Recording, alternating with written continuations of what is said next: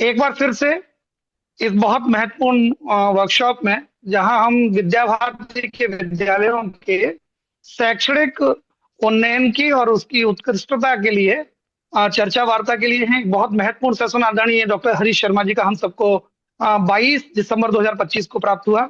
मैं पूरे प्रांत के टीम को इस धन्यवाद के साथ, क्योंकि उन्होंने ये अवसर प्रदान किया हम सब लोगों को।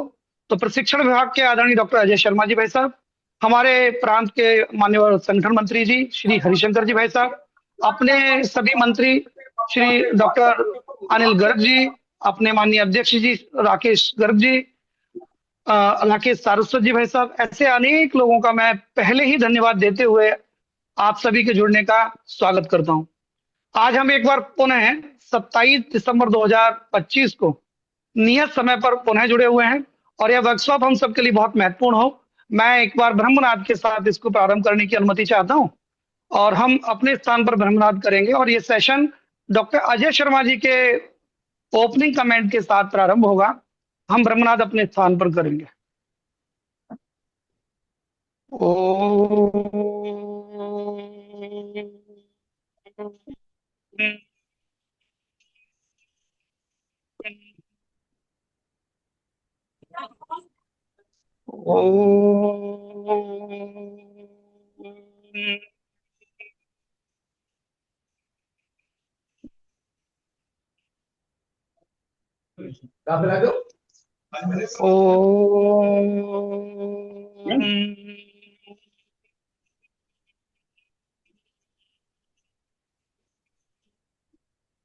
स्वस्थ।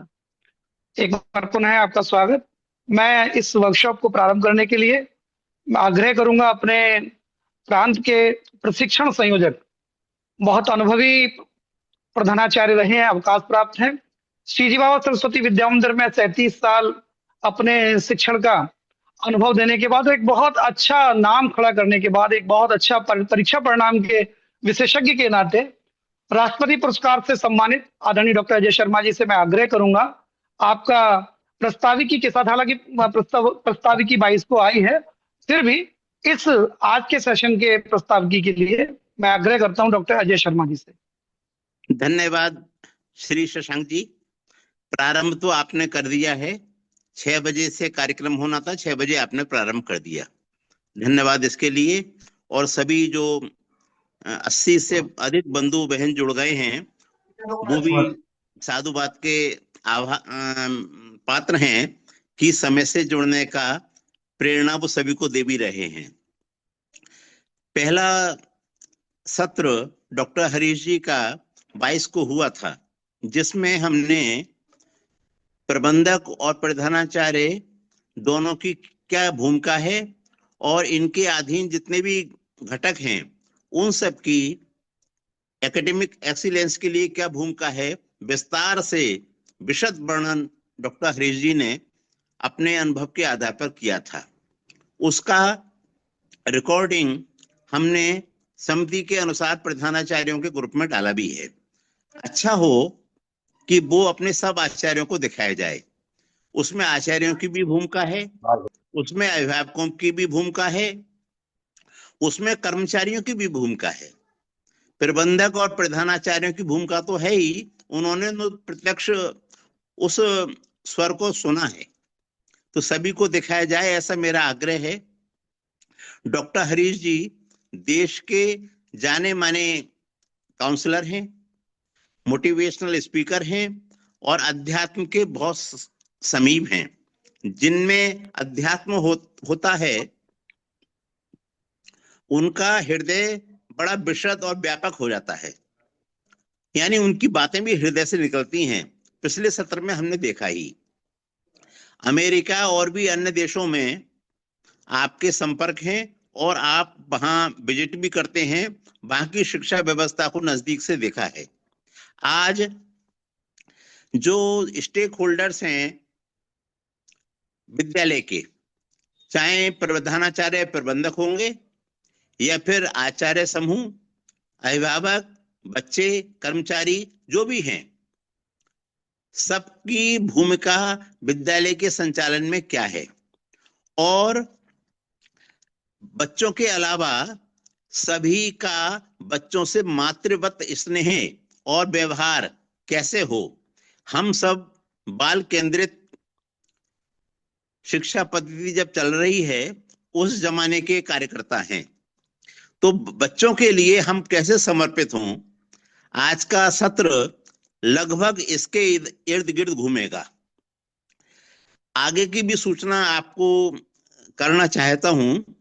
प्रशिक्षण विभाग की ओर से अपने अखिल भारतीय महामंत्री मान्यवर देशराज जी, इनका कार्यक्रम लगभग तय है 8 जनवरी को होगा, जिसमें प्रबंध समिति के पदाधिकारी यानी मान्यवर अध्यक्ष महोदय, प्रबंधक, उपाध्यक्ष, सह प्रबंधक और कोषाध्यक्ष एवं उस विद्यालय के प्रधानाचार्य, ऐसे 6 लोगों का पूरे प्रदेश के सभी विद्यालयों के 6 लोगों का एक ऑनलाइन मीटिंग होगी मान्यवर देशराज जी के साथ। विषय और पूरी सूचना शीघ्र ही आपको प्राप्त हो जाएगी। ऐसे ही 10 जनवरी को दोपहर 1:30 बजे से और 3:30 बजे तक, ऐसे ही मान्यवर देशराज जी का सत्र, जो अपने राष्ट्रीय महामंत्री हैं, प्रधानाचार्य का विशाल अनुभव उनके पीछे है, उनका सत्र भी 1:30 बजे से ही रहेगा। वो श्री डॉक्टर अनूप जी, जो जीएलए विश्वविद्यालय के उपकुलपति हैं, उनका सत्र होगा बच्चों में जिज्ञासु प्रवृत्ति कैसे पनपे और अपनी जिज्ञासा कैसे वो त्वरित शांत करने की प्रक्रिया में आए। बच्चे स्कूल खुशी खुशी आए, यानी विद्यालय डरे नहीं। इस प्रकार के एक मनोवैज्ञानिक विषय, व्यवहारिक विषय, जो प्रधानाचार्यों के लिए उपयोगी है और आचार्यों के लिए भी, वो सत्र 10 जनवरी को 1:30 बजे सभी प्रधानाचार्य बंधु बहने एवं उप प्रधानाचार्य, जहां उप प्रधानाचार्य घोषित नहीं है, वहां के वरिष्ठ आचार्य एक उसमें उपस्थित रहेंगे। ये 2 के कार्यक्रम की मैंने सूचना दी है। आज का जो कार्यक्रम होगा वो भी हम उसमें उसका भी रिकॉर्डिंग डालेंगे। बस आग्रह सभी से ये रहेगा कि ये लाभ सभी तकनीकी कमियों के कारण या किसी और व्यस्तता के कारण जुड़ नहीं पाते हैं, तो सभी तक ये संदेश पहुंच जाए। आप सबसे भी मेरा ये एक आग्रह है कि डॉक्टर साहब अपने परिवार के लिए बड़े समर्पित हैं। जैसा आप कहेंगे, चाहेंगे, वो एकेडमिक हेल्प करने को सदैव तत्पर रहेंगे। आज के बाद भी मैं आज के संचालक डॉक्टर शशांक जी से आग्रह करूंगा कि वे डॉक्टर साहब से आग्रह करें कि शीघ्र ही हमारी जो ज्ञान पिपासा है उसे बढ़ाने की कृपा करें। धन्यवाद। बहुत बहुत धन्यवाद आदरणीय भाई साहब। और मैं सीधे आग्रह करूंगा अपने डॉक्टर हरीश शर्मा जी भाई साहब से कि उनके इतने महत्वपूर्ण जो हम लोगों ने वक्तव्य पिछली बार लिया, उनकी अनुभवी कार्यशाला का लाभ लेंगे। हम लोगों ने नोट्स भी बनाए और उसके बाद बहुत सी क्वेरीज भी आई और वो सीधे सीधे डॉक्टर साहब तक आई भी होंगी। और मैं एक आग्रह करूंगा कि दोनों ही पीपीटीज अगर हम लोगों को बाद में प्राप्त हो जाएंगे तो हम उसका और लाभ ले पाएंगे। आदरणीय डॉक्टर हरीश शर्मा जी, मैं आपसे सादर आग्रह करता हूँ इस वर्कशॉप को आगे बढ़ाने की कृपा करेंगे। धन्यवाद शशांक जी। डॉक्टर साहब, हमारे सूचना मंत्री जी भी जुड़े हुए हैं। नमस्कार, नमस्कार आप सभी को फिर से।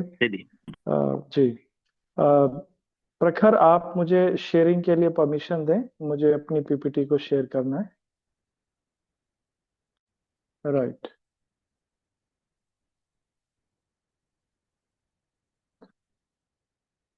तो क्या मेरी पीपीटी सबको दिखाई दे रही है? शशांक जी? दे रही है भाई साहब, दे रही है। दे रही है, दे रही है। क्लियर है और दिखाई दे रही है भाई साहब, दिखाई दे रही है भाई साहब। चलिए, तो पिछली बार जो हमारा विषय था कि हमारे विद्यालय के जो 7 घटक हैं, जो स्टेक होल्डर्स हैं, उनका जो योगदान है किसी भी शिक्षा को चलाने के लिए वो क्या क्या रहेगा। और आज हम ये चर्चा करेंगे कि ये जितने भी घटक हैं इनकी आपस की जो कम्युनिकेशन है वो, और छात्रों के प्रति जो इनकी भूमिका है पितृवत मातृवत, वो किस तरह से होगी। तो जब हम इन चीजों पर विषय पर हम बात करते हैं तो हमें बहुत सारी और भी चीजें दिखाई देती हैं कि बहुत सारे जो बहुत सारे क्या, जबकि हर शिक्षा में आप देखेंगे तो टीचर्स बहुत ज्यादा क्वालिफाइड हैं। जितने भी स्टेक होल्डर्स हैं सब अपना अपना अच्छे से काम कर रहे हैं। बिल्डिंग्स भी बहुत बड़ी बड़ी हो गई हैं और टेक्नोलॉजी का भी यूज है, और बच्चों के नंबर भी बहुत ज्यादा आ रहे हैं। पर उसी अनुपात में जब हम अपने संसार के लोगों को देखते हैं तो टेंशन डिप्रेशन एंजाइटी भी उसी लेवल पे बढ़ती चली जा रही है। तो जहां एक तरफ से टेंशन डिप्रेशन एंजाइटी है, आपस में मन मुटाव है, वहीं पर हम ये भी जानना चाहते हैं कि छात्रों के प्रति उनका मातृत्व भूमिका या उनका भाव कैसा रहे, और आपस में हम फ्रेंडली व्यवहार कैसे करें। तो ये सब जानने से पहले हमें ये जो सातों घटक हैं, जो कि प्रबंधन है, मैनेजमेंट है, नीति निर्माता है, हालांकि आज भी हम नीति निर्माता को ज्यादा डिस्कस नहीं करेंगे। स्टूडेंट हैं जो कि हमारी शिक्षा का केंद्र बिंदु है, प्रधानाचार्य हैं, शिक्षक हैं, कर्मचारीगण हैं, और पेरेंट्स हैं। तो इन लोगों का आपस में रिलेशनशिप और व्यवहार कैसा होना चाहिए, और एजुकेशन सिस्टम को अपलिफ्ट करने के लिए और अच्छा बनाने के लिए इनका योगदान क्या होना चाहिए। जो इंटरनल कम्युनिकेशन के साथ जो इंटरनल बिहेवियर है, वो सब अपने अपने लेवल पर कैसे देखेंगे। तो जैसे मैं मानता हूं कि every coin has two faces, head भी है टेल भी है। तो हर इंसान के या फिर मनुष्य के या व्यवहार के दो पहलू होते हैं, अच्छा भी होता है बुरा भी होता है।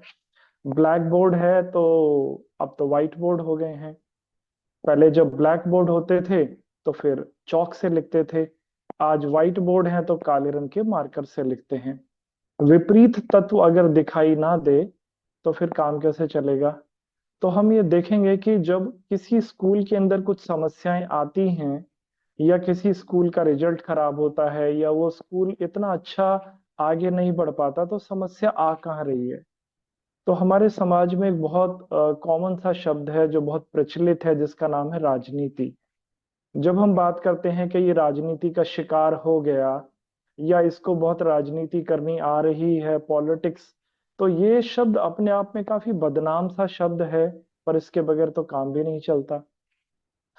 तो हम ये देखेंगे कि ये जो शब्द है, ये राजनीति जब किसी इंसान के अंदर आ जाती है तब वो अपनी अच्छी स्किल कैसे भूल जाता है, तब वो उसके किस तरह के दुष्परिणामों को भोगता है, और उसके साथ होता क्या है। तो हम एक एक जो स्टेक होल्डर है उसको पहले लेकर चलेंगे कि अगर मैनेजमेंट के अंदर राजनीति आ जाए तो स्कूल का क्या हर्ष होगा, उसका भविष्य क्या होगा। नीति निर्माता के अंदर आ जाए तो, छात्रों के अंदर आ जाए तो, जब ये सब समझेंगे और दुष्परिणाम देखेंगे तो उसके बाद हम देखेंगे इसका समाधान क्या होगा, किस प्रकार से हमें फिर वापस अपने मूल स्वभाव में लौटना होगा। तो शिक्षा में जो राजनीति है, जो हमारी शिक्षा को बिल्कुल पतन की तरफ ले जाती है, छोटी हो या बड़ी, वो एक गंभीर चुनौती है जो कि किसी की भी क्वालिटी को खराब कर देगी, मनुष्य की हो या संस्थान की। तो हम उसके दुष्प्रभावों को एक बार देख लेते हैं। यहाँ मेरा जो उद्देश्य है वो किसी को नीचा दिखाना नहीं है, किसी पे आरोपण प्रत्यारोपण करना नहीं है, बल्कि रिसर्च बेस पर जो होता है मैं उन उसकी बात करूंगा, और फिर समाधान भी बताऊंगा कि किस प्रकार से हम उससे बाहर आ सकते हैं।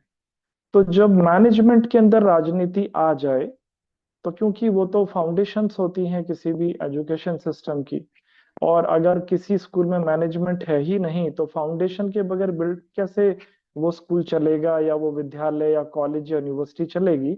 तो अगर वहां राजनीति आ जाए तो चार चीजें हो जाती हैं उसके मूल कारण में। सबसे पहले, अगर मैनेजमेंट के अंदर कुछ लोग केवल व्यक्तिगत लाभ देखने लग जाएं, संस्था का लाभ भूल जाएं और पर्सनल बेनिफिट्स पे ध्यान देने लग जाएं, तो धीरे धीरे धीरे धीरे मैनेजमेंट में राजनीति आ जाती है।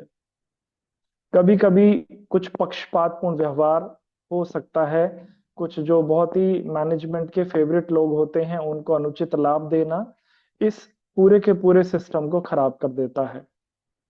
कहीं कहीं हमने ये भी देखा है कि जो नीतियां बनती हैं वो वर्बल होती हैं, रिटन नहीं होती। पता ही नहीं चलता दूसरे लोगों को कि इस स्कूल की नीति क्या है। तो पारदर्शिता का अभाव भी राजनीति पैदा करेगा, फिर अविश्वास, संदेह और ये चीजें होंगी। और कभी कभी ऐसा होता है कि किसी मैनेजमेंट में अगर 20 लोग हैं तो 5 लोग आपस में ही डिस्कस कर लेंगे, 15 को नहीं पता चलेगा, या 18 लोगों ने डिस्कशंस कर लिया तो 2 को पता नहीं चलेगा। तो जब बगैर परामर्श के जो निर्णय लिए जाते हैं तो वो हमेशा असंतोष और विरोध को जन्म देंगे। तो बहुत किसी भी अच्छे स्कूल का जो मैनेजमेंट होता है इन 4 कारणों से हमेशा बचेगा। वो इन जब 4 कारणों से बचेगा तो वहां पर राजनीति खत्म होगी। पर उसके गंभीर परिणाम क्या होंगे अगर वो ये जो चारों चीजें जो हैं अगर ये हो रही हैं कम या ज्यादा, तो फिर ये रिजल्ट होगा वो विद्यालय किसी गुटबाजी का शिकार हो जाएगा। छोटे छोटे समूह बन जाएंगे जो एक दूसरे के विरुद्ध कार्य करते रहेंगे। वहां अगर उस स्कूल में कुछ प्रतिभाशाली शिक्षक हैं या कर्मचारी बहुत अच्छे हैं तो ऑफ कोर्स उनका मनोबल गिरेगा, वो स्कूल छोड़ने का सोचेंगे। और एक दूसरे पर जो अविश्वास है वो माहौल बढ़ता चला जाएगा। और जो भावनात्मक दूरी होती है जो एक दूसरे को जोड़ने के लिए बहुत इंपॉर्टेंट है वो धीरे धीरे घटती चली जाएगी। और कुछ ही वर्षों में उस विद्यालय का पतन फिर निश्चित होता है। ये होते हैं इसके परिणाम। और हम सॉल्यूशंस पे भी काम करेंगे अभी। अब हम बात करते हैं कि प्रधानाचार्य अगर राजनीति का शिकार हो जाए या वो खुद उसके अंदर आ जाए तो फिर होगा क्या। क्योंकि प्रधानाचार्य प्रधान आचार्य होता है, वो स्कूल को चलाने के लिए एज ए सोल की तरह काम करता है। वही किसी संस्थान को दिशा देगा, संस्कृति का निर्माण करेगा। तो जब प्रधान आचार्य का जो पद है उसका दुरुपयोग होने लगे या ईगो आ जाए, कुछ हो जाए, तो फिर पूरा स्कूल गड़बड़ कैसे होता है। तो यहाँ पर हम पहले तो पद को लेते हैं कि पद का मतलब क्या है। अगर पद इतना ही इंपॉर्टेंट है तो हम इसका नाम सिर क्यों नहीं रख देते, हेड क्यों नहीं कर देते इसको। पद तो पांव को भी कहते हैं, चरण को भी पद कहते हैं। तो जब हम किसी कुर्सी को पद बोलते हैं कि ये पद मिला है इसको, तो पद का मतलब है सेवा करना।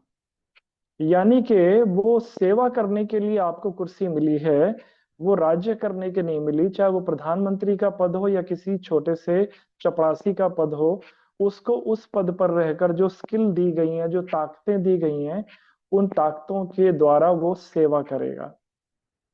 पर जब वो उसको मिली हुई शक्तियों का दुरुपयोग करने लग जाए तो कहते हैं ये अपने पद का दुरुपयोग कर रहा है। तो अब ये अहंकार अगर आ जाए तो फिर ऑफ कोर्स गड़बड़ तो होगी। तो पहला, ये अहंकार पद का नहीं होना चाहिए।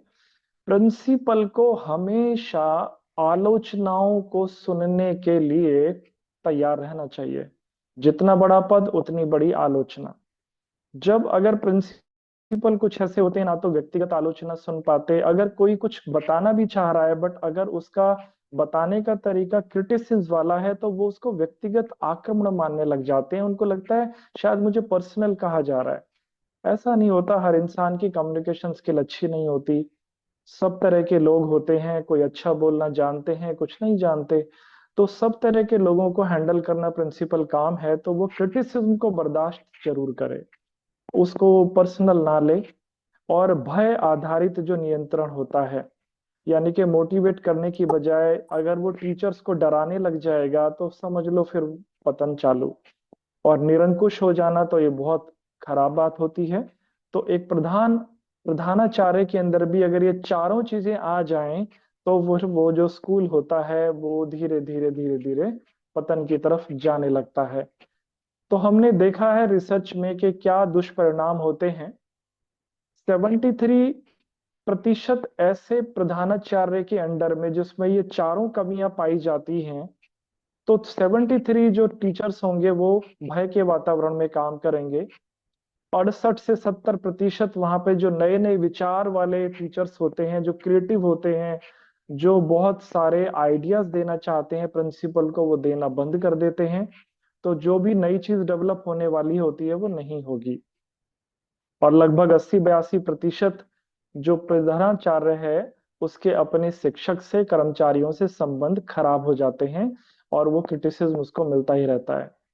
तो जब ये सब होगा तो फिर वो क्या होगा, उस स्कूल का पतन धीरे धीरे होगा, ओवरनाइट तो नहीं होगा। तो प्रिंसिपल जो होता है बहुत इंपॉर्टेंट घटक है उस स्कूल को चलाने के लिए। अभी हम बताएंगे कि इसके क्या समाधान निकलेंगे। अब हम बात करते हैं शिक्षक की, जो एक बैकबोन की तरह काम करते हैं। शिक्षक भी ऐसा नहीं है कि राजनीति का शिकार ना होते हो, प्रत्यक्ष अप्रत्यक्ष रूप से जब वो होते हैं, उनके जीवन में या उनके करियर में जब राजनीति आ जाती है तो उनके साथ क्या क्या होगा और उसके दुष्परिणाम स्कूल को और अध्यापक को क्या भुगतने पड़ते हैं। तो उसके पीछे जो जड़ होती है, एक तो होती है कि भाई मुझे प्रमोशन मिल जाए, मुझे आगे कुछ बड़ी क्लास मिल जाए या कुछ और हो जाए। तो जो बहुत सीमित से अवसर होते हैं उसके लिए प्रतिस्पर्धा करना ठीक है, पर वो कई बार अनहेल्दी होती है। ये एक राजनीति है। दूसरी, ज्यादातर हमने एज ए साइकोलॉजिस्ट या एज ए डॉक्टर, जब मैं, क्योंकि मैं तो मनोविज्ञान का छात्र हूँ, तो मेरा तो काम है लोगों के मन को पढ़ना, चाहे वो कोई भी हो, मानव मन को अध्ययन करना ही मेरा काम है।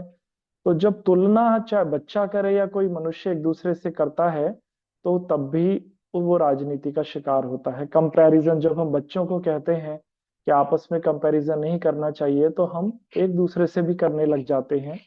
मान लीजिए कोई अध्यापक है, उसके बच्चे बहुत तारीफ करते हैं, उसके बारे में अच्छी बातें करते हैं, पर दूसरा अध्यापक उतना ज्यादा पॉपुलर स्कूल में नहीं है, तो वो फिर इस तरह की तुलना का शिकार हो सकता है।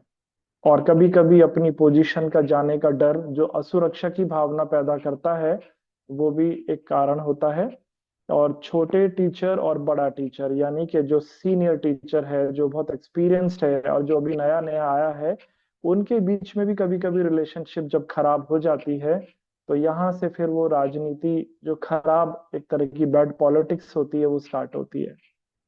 होगा क्या, टीम वर्क खत्म हो जाएगा स्कूल का, आपस में लोग काम कम करेंगे, शिकायतें ज्यादा करेंगे, कंपटीशन हावी हो जाएगा, जिसका सीधा असर वहां के छात्रों पर पड़ेगा। और छात्र तो जो देखेंगे वो सब समझेंगे कि हो क्या रहा है। और शिक्षा के अंदर जो जुनून है, जो समर्पण है, उसकी टीचर्स में कमी हो जाएगी और फाइनली उसका भुगतान फिर स्कूल को ही करना पड़ेगा।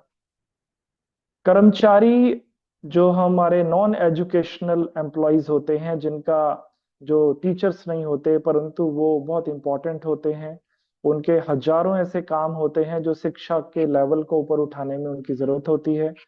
अगर वो उपेक्षित रहें, उनको इम्पोर्टेंस कम दी जाए, उनके साथ भेदभाव किया जाए, या उनको कहीं पर भी इंसल्ट कर दिया जाए, किसी के भी सामने, बच्चों के सामने, पेरेंट्स के सामने अपमानित कर दिया जाए, तो वो फिर वो धीरे धीरे डार्क पॉलिटिक्स का सहारा लेने लगते हैं। यानी कि वो आपके सामने तो सल्यूट ही मारेंगे, आपको तो नमस्ते करना उनकी मजबूरी भी होगी, परंतु फिर वो जड़ उतरने वाले चूहे जैसे बन जाते हैं और उसका पता तब चलता है जब वो शिक्षा का वृक्ष धराशायी हो जाता है। तो उपेक्षा, सम्मान की कमी, भेदभाव, ये सब चीजें होती हैं। और कार्य में लापरवाही, अफवाहें, ये सब कर्मचारियों को भी खराब कर देती हैं। अभिभावक की अगर हम बात करें, तो जो पेरेंट्स होते हैं वो भी जब अपनी सीमाओं को पार कर जाते हैं, जब वो स्कूल की प्रक्रिया में अनुचित हस्तक्षेप करते हैं, जहां पर उनका कोई रोल नहीं है, वो उस रोल को भी निभाने की कोशिश करते हैं, वो उन कार्य को करने में भी अपने डिसीजन देने लगते हैं जहां पर उनका ना तो रोल है ना उनको अथॉरिटी है, तब मान के चलें कि वो पेरेंट्स भी उस पॉलिटिक्स की वजह से स्कूल के माहौल को खराब कर सकते हैं। जैसे कि किसी भी टीचर्स को बेवजह नीचा दिखाना किसी भी अभिभावक के द्वारा, और प्रिंसिपल का खड़े खड़े देखते रहना, और अभिभावक का ही फेवर लेना, ये जानते हुए भी कि हमारे शिक्षक का इसमें कोई भी दोष नहीं है, तो फिर ये धीरे धीरे राजनीति का रूप ले लेता है। तो अपने बच्चे को विशेष लाभ दिलवाने की कोशिश, प्रथम या मैनेजमेंट है या प्रिंसिपल है वहां के, तो उनपे एक दबाव बनवाना किसी के द्वारा या खुद बनाना, और जो टीचर्स के पढ़ाने का तरीका है उसको समझने की बजाय उसको हस्तक्षेप करना। जैसे कभी कोई टीचर डांट भी देता है, तो उस डांटने को अगर बच्चा अलग तरीके से अपने घर में बताएगा, तो ज्यादातर माता पिता उसकी बात को ना समझकर ये सोचेंगे कि शायद बच्चा ठीक ही कह रहा होगा, तो माहौल खराब कर देते हैं। तो जिसकी वजह से जो शिक्षक होता है उसका पढ़ाने का मन चला जाता है, जो टीचर्स के अधिकार होते हैं वो कमजोर होने लगते हैं। वो बच्चा क्लास में अपनी वाहवाही बटोरने लग जाता है, बाकी के बच्चे भी फिर उसको फॉलो करने की कोशिश करते हैं। तो जब पेरेंट्स की राजनीति होती है तो वो भी एक शिक्षा के माहौल को खराब करती है। फिर हम बात करते हैं जो छात्र हैं, जो शिक्षा के मेन बिंदु हैं, केंद्र बिंदु, वो भी राजनीति का शिकार हो सकते हैं, पीड़ित हो सकते हैं। तो जब सब जगह राजनीति होगी तो उनका खुद का भविष्य जो दांव पर लग रहा होता है, वो बच्चे फिर उसकी परवाह भी नहीं करते। पक्षपात का अनुभव करने पर राजनीति की शरण लेते हैं, तुलना, भेदभाव, डर का वातावरण, जिसकी वजह से वो बच्चे बहुत ही ज्यादा, जब 12th के बाद किसी कॉलेज में जाएंगे तो उनके अंदर सेल्फ कॉन्फिडेंस कम हो जाएगा, अनुशासनहीनता रहेगी, नेगेटिव उनकी मेंटालिटी हो जाती है और प्रतिभा और क्षमता का दमन होता है। तो ये जो 7 हमारे स्तंभ हैं शिक्षा प्रणाली के, जिनको हम स्टेक होल्डर कहते हैं, अगर इनके अंदर राजनीति किसी भी वजह से आ जाए तो पूरी शिक्षा व्यवस्था प्रभावित होगी। एक का वीक होने का मतलब है सब पर फर्क पड़ना, चाहे वो शिक्षक हो या मैनेजमेंट हो या स्टूडेंट हो। तो अब हम बात करते हैं इन चीजों के समाधान क्या है, कैसे हम ऐसा कोई समाधान निकालें जो सब पर एक समान रूप से लागू हो जाए, सबको अलग अलग बताना ही ना पड़े और वो सबके लिए एक जैसा हो। तो इसके लिए थोड़ा सा अध्यात्म का सहारा तो लेना पड़ेगा, बट फिर भी बात को समझने की कोशिश करते हैं। तो हम ये देखते हैं कि मानव जो है वो 2 चीजों से मिलकर बना है, हार्डवेयर और सॉफ्टवेयर। बॉडी को अगर हम हार्डवेयर मान लें तो वो जड़ है, और अगर सोल को सॉफ्टवेयर मानेंगे तो ये चेतन है। तो जड़ और चेतन का जो मिश्रण है उसको ह्यूमन कहेंगे। तो ये दोनों एक दूसरे पर परस्पर निर्भर करते हैं, यानी कि आत्मा जो है अगर शरीर से निकल जाए तो उस जड़ का कोई कुछ नहीं कर सकता, फिर हम उसको बस या तो शमशान में ले जाते हैं या उसको दफना देते हैं। और सोल को भी अपने आप को प्रूव करने के लिए कि मेरा वजूद है, उसको एक शरीर की आवश्यकता पड़ती है। तो सोल भी अपने आप को प्रूव नहीं कर सकती है।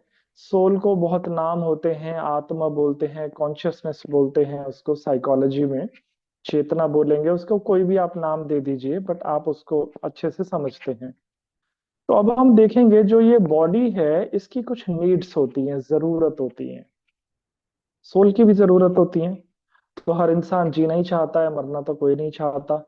बुजुर्ग आदमी भी जीना ही चाहता है। तो जीने की इच्छा का मतलब है वो अपनी सोल को अपने शरीर के अंदर ही रहने देना चाहता है।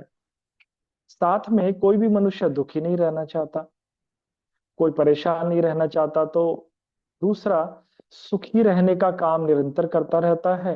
हर मनुष्य स्वतंत्र भी रहना चाहता है, वो गुलाम या बंध के नहीं रहना चाहता। तो अध्यात्म में मैंने इतने वर्षों में देखा है कि मनुष्य की 2 खोज हैं, एक तो निरंतर सुख और स्वतंत्रता की खोज, आनंद की खोज भी कह सकते हैं सुख को। तो अब जो शरीर है इसकी 5 जरूरत होती है।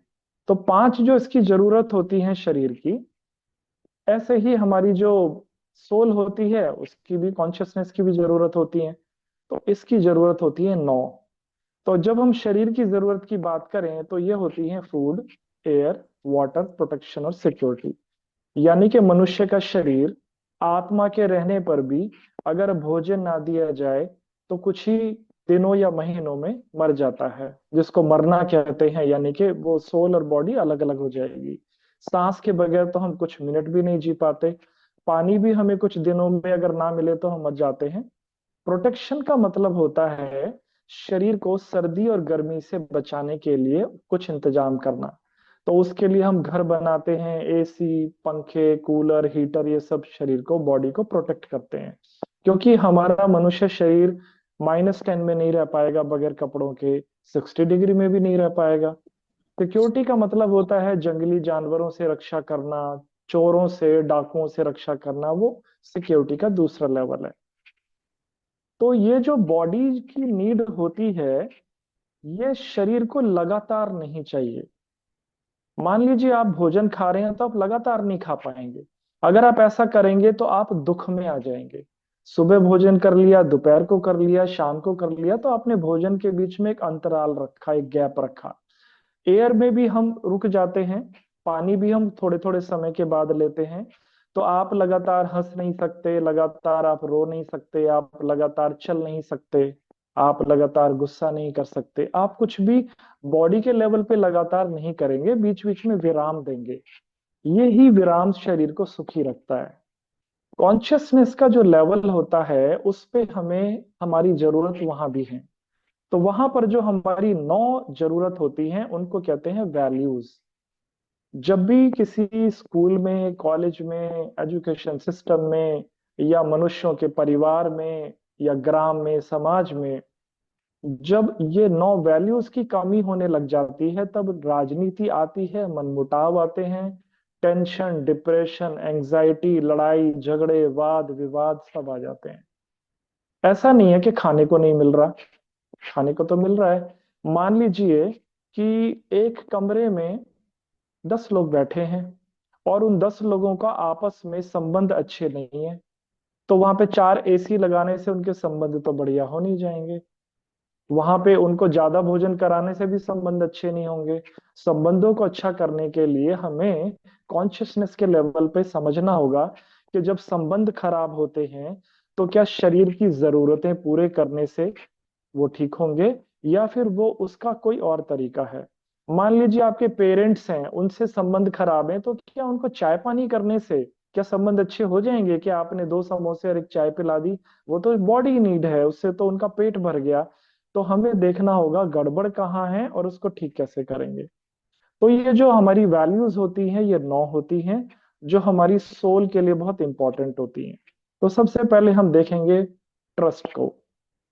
ये जो भरोसा है, ये विश्वास है, ये क्या चीज है और ये मानवीय संबंधों के लिए कितना जरूरी है। भरोसे का मतलब अंधविश्वास करना नहीं होता, भरोसे का मतलब ब्लाइंड फेथ करना नहीं होता। भरोसा, जो ट्रस्ट होता है, वो बिल्कुल अलग चीज होती है। ट्रस्ट या तो है या नहीं है, ये बीच में कभी हो गया कभी नहीं हुआ ऐसा नहीं होता। या तो आप किसी पे भरोसा करते हैं या नहीं करते। खास बात यह है कि जब आप किसी व्यक्ति पे भरोसा नहीं करेंगे तो उसका दुख आपको होगा, उस व्यक्ति को नहीं होगा।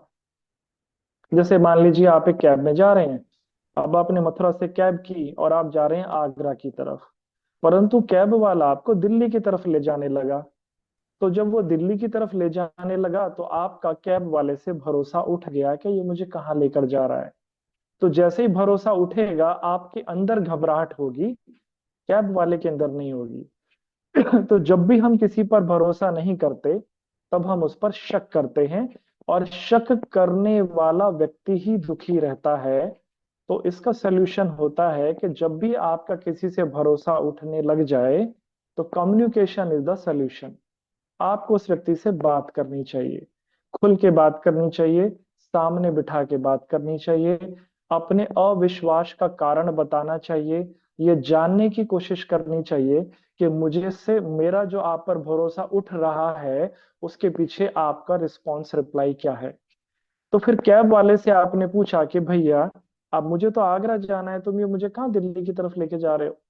तो वो बता सकता है कि भाई साहब ये आगे जो रोड है 1 किलोमीटर आगे ये खराब है, टूट गई है, कुछ एक्सीडेंट हो गया है, तो मैं आगे से मुड़ जाऊंगा और मैं वहीं जाऊंगा आगरा की तरफ जो आप कह रहे हैं। तो जब आपने सवाल किया तो उसने जवाब दे दिया, तो आप फिर से विश्वास को रिस्टोर कर लेंगे। तो जब हम किसी पे भरोसा नहीं करते तो हम क्या करते हैं, शक। और शक करना सबसे ज्यादा इंसान को खराब करता है। दूसरा है सम्मान। सम्मान का मतलब रिस्पेक्ट करना। रिस्पेक्ट कैसे हमारी मानवीय वैल्यूज को सबसे ज्यादा इंपॉर्टेंस देती है। तो जब हम कहते हैं कि हमें अपने छोटों बड़ों का सम्मान करना चाहिए, तो फिर क्या छोटों के साथ क्या करें? तो फिर आंसर ये है कि हमें सबका सम्मान करना चाहिए, बड़ा हो, बराबर का हो या छोटा हो। अगर वो इंसान है तो सम्मान तो सभी चाहते हैं, डीप में छोटे को प्यार भी चाहिए।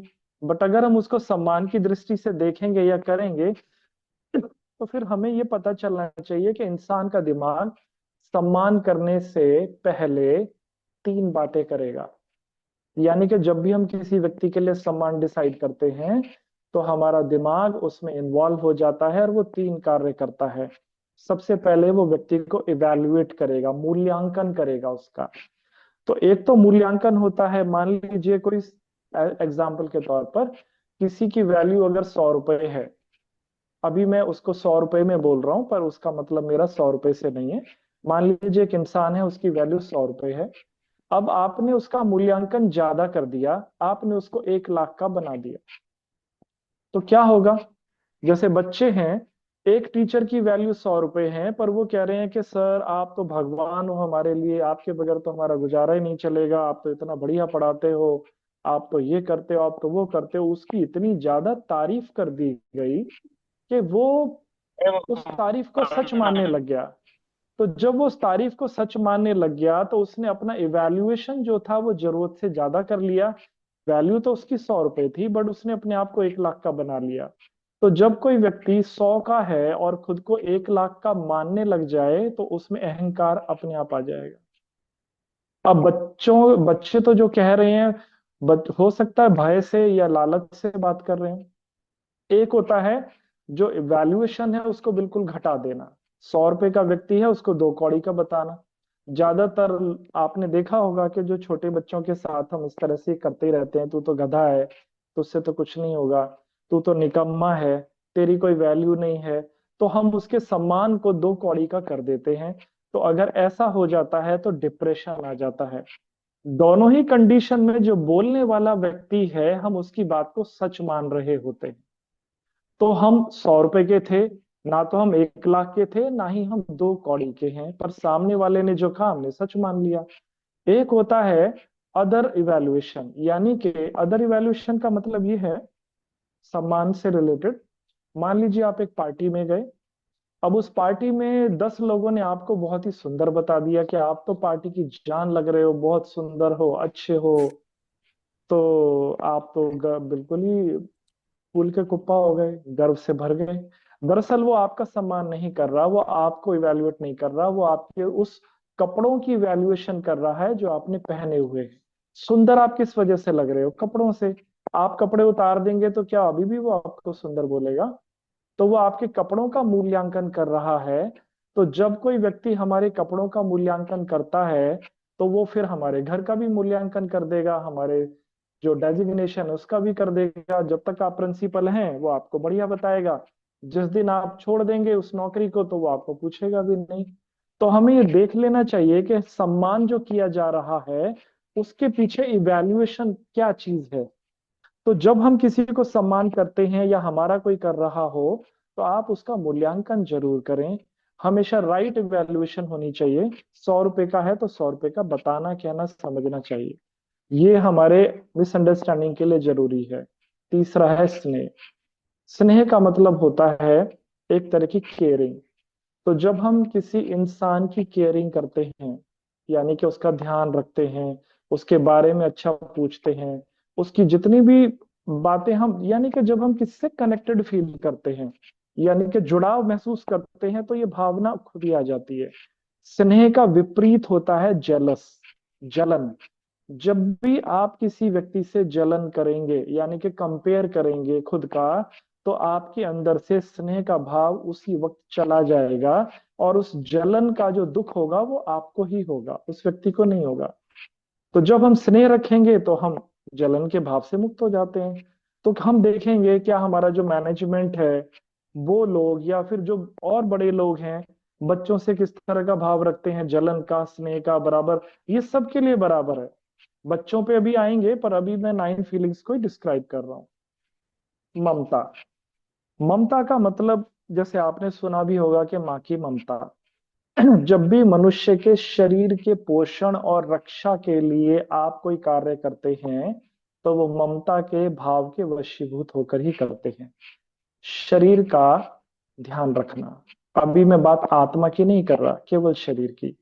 तो जब आप किसी को प्रोटेक्ट करेंगे, उसको पानी पिलाएंगे, आप उसके जो सिक्योरिटी का ध्यान रखेंगे, आप उसके भोजन का ध्यान रखेंगे, तो आप बड़े ध्यान से देखिए जो हमारी माताएं होती हैं, तो वो कैसे अपने बच्चों को बगैर खाए, किसी को भी परिवार में बगैर खाए घर से बाहर जाने ही नहीं देती।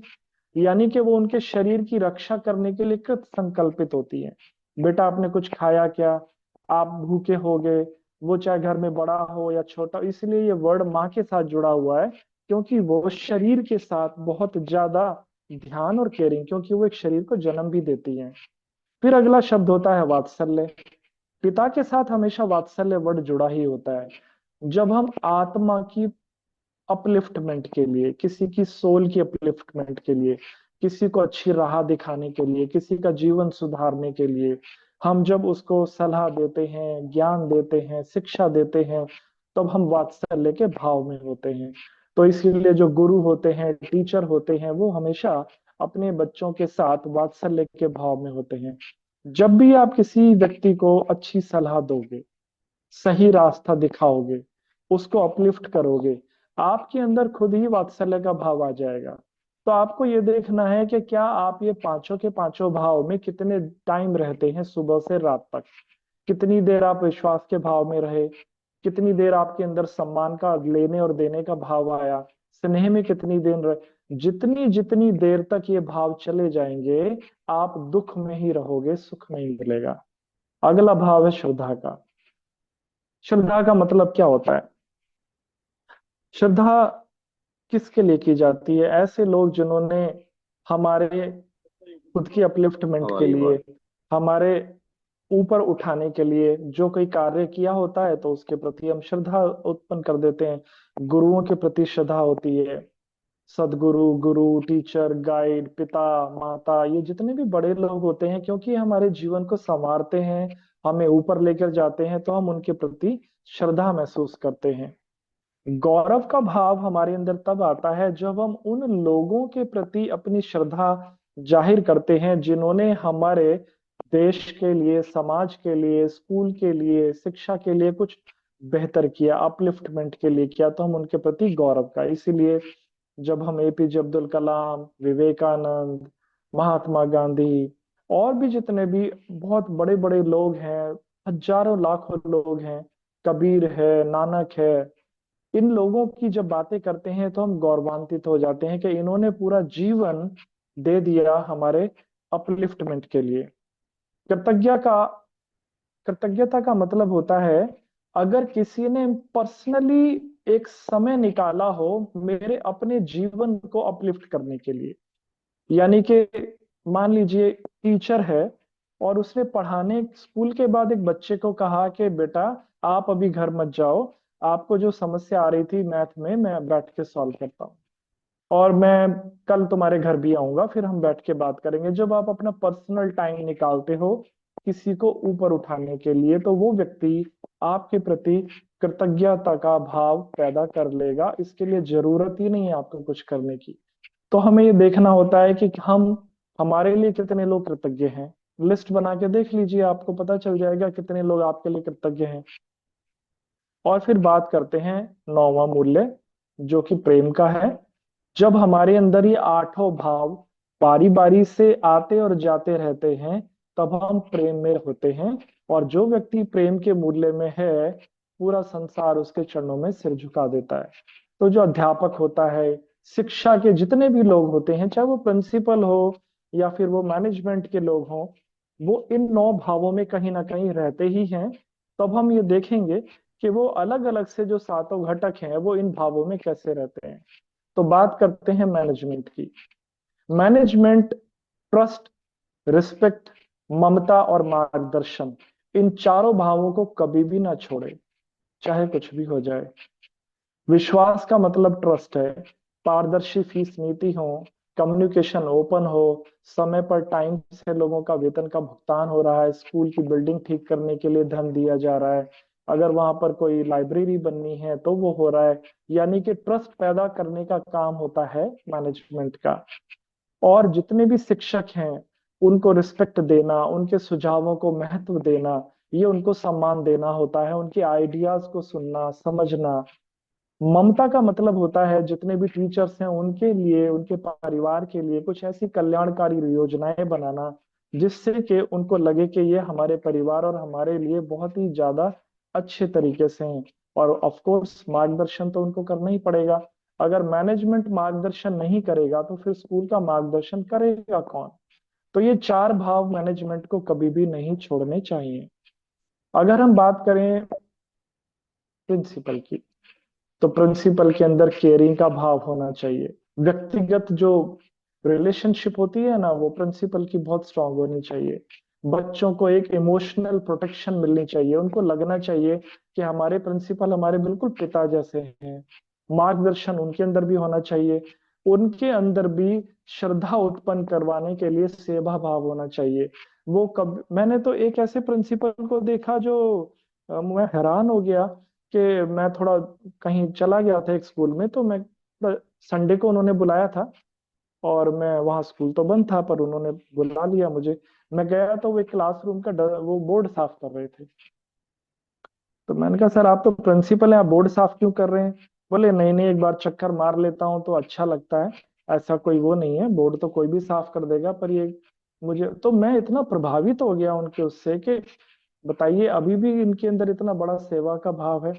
और गौरव जो संस्था के जितने भी मूल्य होते हैं उन पर उनको गर्व होना चाहिए, उनको बढ़ावा देने की कोशिश करनी चाहिए। तो जब हम बात करेंगे शिक्षक और स्टाफ की, जो एजुकेशनल है नॉन एजुकेशनल है दोनों को ले लेते हैं, तो उनके अंदर एक दूसरे की रिस्पेक्ट, जब आप सामने उनको रिस्पेक्ट देंगे, जब कोई नमस्ते करता है तो आप भी वैसे ही नमस्ते करें, उतना ही उसको रिस्पॉन्ड दें। जैसे आपने देखा होगा ना कि फौजी सल्यूट का रिस्पॉन्ड बिल्कुल वैसे ही सल्यूट करके देते हैं। वो कभी भी ऐसा नहीं कहते कि एक छोटे ने सल्यूट अच्छे से किया तो उसका अधिकारी कम अच्छे से करेगा। तो सम्मान बराबर मिलना चाहिए चाहे वो कोई भी हो। कभी कभी एक प्रिंसिपल एक चौकीदार के सर पर जब हाथ रख देता है, उसके कंधे पर अगर हाथ रख दे तो वो उतना ही बहुत बड़ी बात उसके लिए हो जाती है। कभी किसी सफाई कर्मचारी के सर पर हाथ रख के पूछ लेना कि बेटा सब ठीक है क्या तुम्हारे घर में, तो ये सम्मान का वातावरण क्रिएट करेगा। और स्नेहपूर्ण संबंध होना चाहिए, टीम भावना होनी चाहिए, एक दूसरे का सहयोग करना चाहिए, और हमेशा कृतज्ञता प्रकट कर देनी चाहिए। जो टीचर्स होते हैं, केवल 5 सितंबर में थोड़े ना उनका दिन होता है, पूरे 365 दिन टीचर के होते हैं। तो उनको शिक्षक दिवस रोज मनाना चाहिए, और कोई औपचारिकता ऐसी नहीं है, उसको भावनात्मक इमोशनल तरीके से बनाना चाहिए, और कृतज्ञता पैदा करनी चाहिए। उनको बताना चाहिए बच्चों को कि हम किन किन चीजों के लिए कृतज्ञ हो सकते हैं। आप अपने शरीर को ले लो, ईश्वर ने आपकी 2 आंखें दे रखी हैं, उसके प्रति कृतज्ञ हो जाइए। कल को अगर इन आंखों की रोशनी चली गई तो आप क्या कर लेंगे? आप सुन पाते हैं, आप पढ़ा पाते हैं। कितने लोग अल्जाइमर से पीड़ित हैं जिनको अपना नाम भूल जाते हैं वो तो सोचो माँ सरस्वती का, ईश्वर का हम पे कितना बड़ा मतलब आशीर्वाद है। तो हम क्या कृतज्ञ नहीं हो सकते? आपके पास कृतज्ञ होने के लिए कितनी सारी चीजें हैं। मुझे एक बात याद आ गई। एक साइकोलॉजिस्ट था, जर्मन साइकोलॉजिस्ट था, उसका नाम था गेटे। तो फिलोसफर था, साइकोलॉजिस्ट था, पोइट भी था वो। तो गेटे जब सुबह उठता था तो सुबह उठ के वो सबसे पहले अपनी अलमारी खोलता था, और अपनी जो उसकी शर्ट होती थी, कमीज, उससे कहता था कि क्या तुम मेरे साथ आज सुबह घूमने चलोगी? शर्ट से बात करता था। फिर वो शर्ट को पहन लेता था। फिर वो अपने जूते निकालता था नीचे वार्डरोब से, फिर कहता था कि अगर मैं घूमने का मेरा मन है तो क्या तुम्हारा भी मन है घूमने का, तुम मेरे साथ घूमने चलोगे? कितना अच्छा होगा तुम मेरे साथ चलो। वो इस तरह की बातें करता था। फिर शूज पहन लेता था। फिर वो वॉक करके आता था, और जब वो अपनी शर्ट को उतारता था तो उसको हृदय से लगाता था, और बेटे की आंख में आंसू होते थे। और वो शर्ट से कहता था, थैंक यू वेरी मच, आज तुम्हारी वजह से मुझे 10 लोगों ने हैंडसम बोला है, सुंदर बोला है। आज अगर तुम ना होती तो मुझे सुंदर कौन बोलता? फिर वो अपने जूतों से कहता था, अगर आज तुम ना होते तो मैं इतनी अच्छी वॉक कैसे करता? Thank you very much. तो गेटे से लोगों ने कहा कि गेटे, आर यू स्टूपिड? तुम मूर्ख हो क्या? तुम जूतों से शर्ट से जो बात करते रहते हो, इससे क्या मतलब है? तो गेटे ने कहा, मैं जानता हूं कि शर्ट कभी भी जवाब नहीं देगी, और शर्ट में कभी कोई परिवर्तन नहीं आएगा, ना ही जूतों में। परिवर्तन तो सारा मेरे अंदर आता है। क्योंकि अगर मैं नॉन लिविंग थिंग्स तक के प्रति कृतज्ञता इतनी प्रकट करता हूं, तो इंसानों के लिए तो मैं बहुत कृतज्ञ हूँ। तो हम किन किन चीजों के लिए कृतज्ञ रोज दिन में होते हैं? 10 बार, 5 बार। तो वो सब हमारे अंदर एक अच्छा इंसान बनाएगा। शिक्षकों के अंदर और भी चीजें डेवलप करने के लिए उनके जो प्रोग्राम्स होते हैं उनको अपलिफ्ट करने वाले, हमें उन प्रोग्राम्स पे भी ध्यान देना चाहिए। रिफ्लेक्शन सेशंस होने चाहिए जहां पर वो वीकली या मंथली बेसिस पर अपने अनुभव साझा करें एक साथ, कि स्कूल में इस हफ्ते पढ़ाने का अनुभव, महीने का पढ़ाने का अनुभव क्या किया। मेंटरशिप होनी चाहिए जहां पर जो सीनियर टीचर्स हैं वो जूनियर टीचर्स को मार्गदर्शन दें, और केवल रिजल्ट पे बात ना करें, वो ये देखें कि हमारे अंदर और जो फीलिंग्स हैं वो कितनी डेवलप हो रही हैं। तो जब हम बात करेंगे पेरेंट्स की, तो पेरेंट्स के अंदर ये तीन चीजें जरूर होनी चाहिए, नहीं है तो उनके अंदर पैदा करने का कार्य भी टीचर्स का ही है, क्योंकि शिक्षक बहुत इंपॉर्टेंट सी चीज है। तो विश्वास, प्रेम, कृतज्ञता, अगर किसी अभिभावक में इन तीनों चीजों का अभाव है तो फिर गड़बड़ होगी। तो क्या वो किसी स्कूल पर विश्वास करता है? क्या उसका विश्वास हिला हुआ है किसी स्कूल को लेकर? क्या सारे ही बच्चों के प्रति उसका प्रेम का कुछ उसके अंदर समर्पण है? क्या वो उस स्कूल के प्रति कृतज्ञ है जहां पर उसके बच्चे पढ़ते हैं? क्या वो उस टीचर के प्रति कृतज्ञ है जो अध्यापक उस बच्चे को पढ़ा रहा है? तो अभिभावकों के अंदर ये तीन चीजें जरूर होनी चाहिए। अब हम बात करते हैं स्टूडेंट्स की। स्टूडेंट्स को सेल्फ रिफ्लेक्शन करना आना चाहिए, सिखाना चाहिए कि कैसे ये 9 फीलिंग्स जो आत्मा की फूड होती है, आत्मा की एनर्जी है, बच्चों के अंदर आ रही है कि नहीं आ रही। तो जो उनके कलीग्स बच्चे होते हैं वो आपस में किस तरह से काम करें। जैसे मैं तो हमेशा कहता हूँ कि 12th के बच्चों को साल में एक बार 5वीं या छठी के बच्चों को भी सिखा देना चाहिए, पढ़ाना चाहिए। उस महीने में 3 दिन हर बच्चे को पढ़ाना आना चाहिए। हर बच्चे को पढ़ाना आना चाहिए जूनियर क्लास को, तो उसको 27 दिन अपनी पढ़ाई करे, बाकी 3 दिन वो भी टीचर की तरह। तो उसके अंदर आप देखेंगे कितना बड़ा परिवर्तन आ जाएगा। और जितनी भी स्कूल की सेवा परियोजनाएं होती हैं वहां सब में पार्टिसिपेट करें।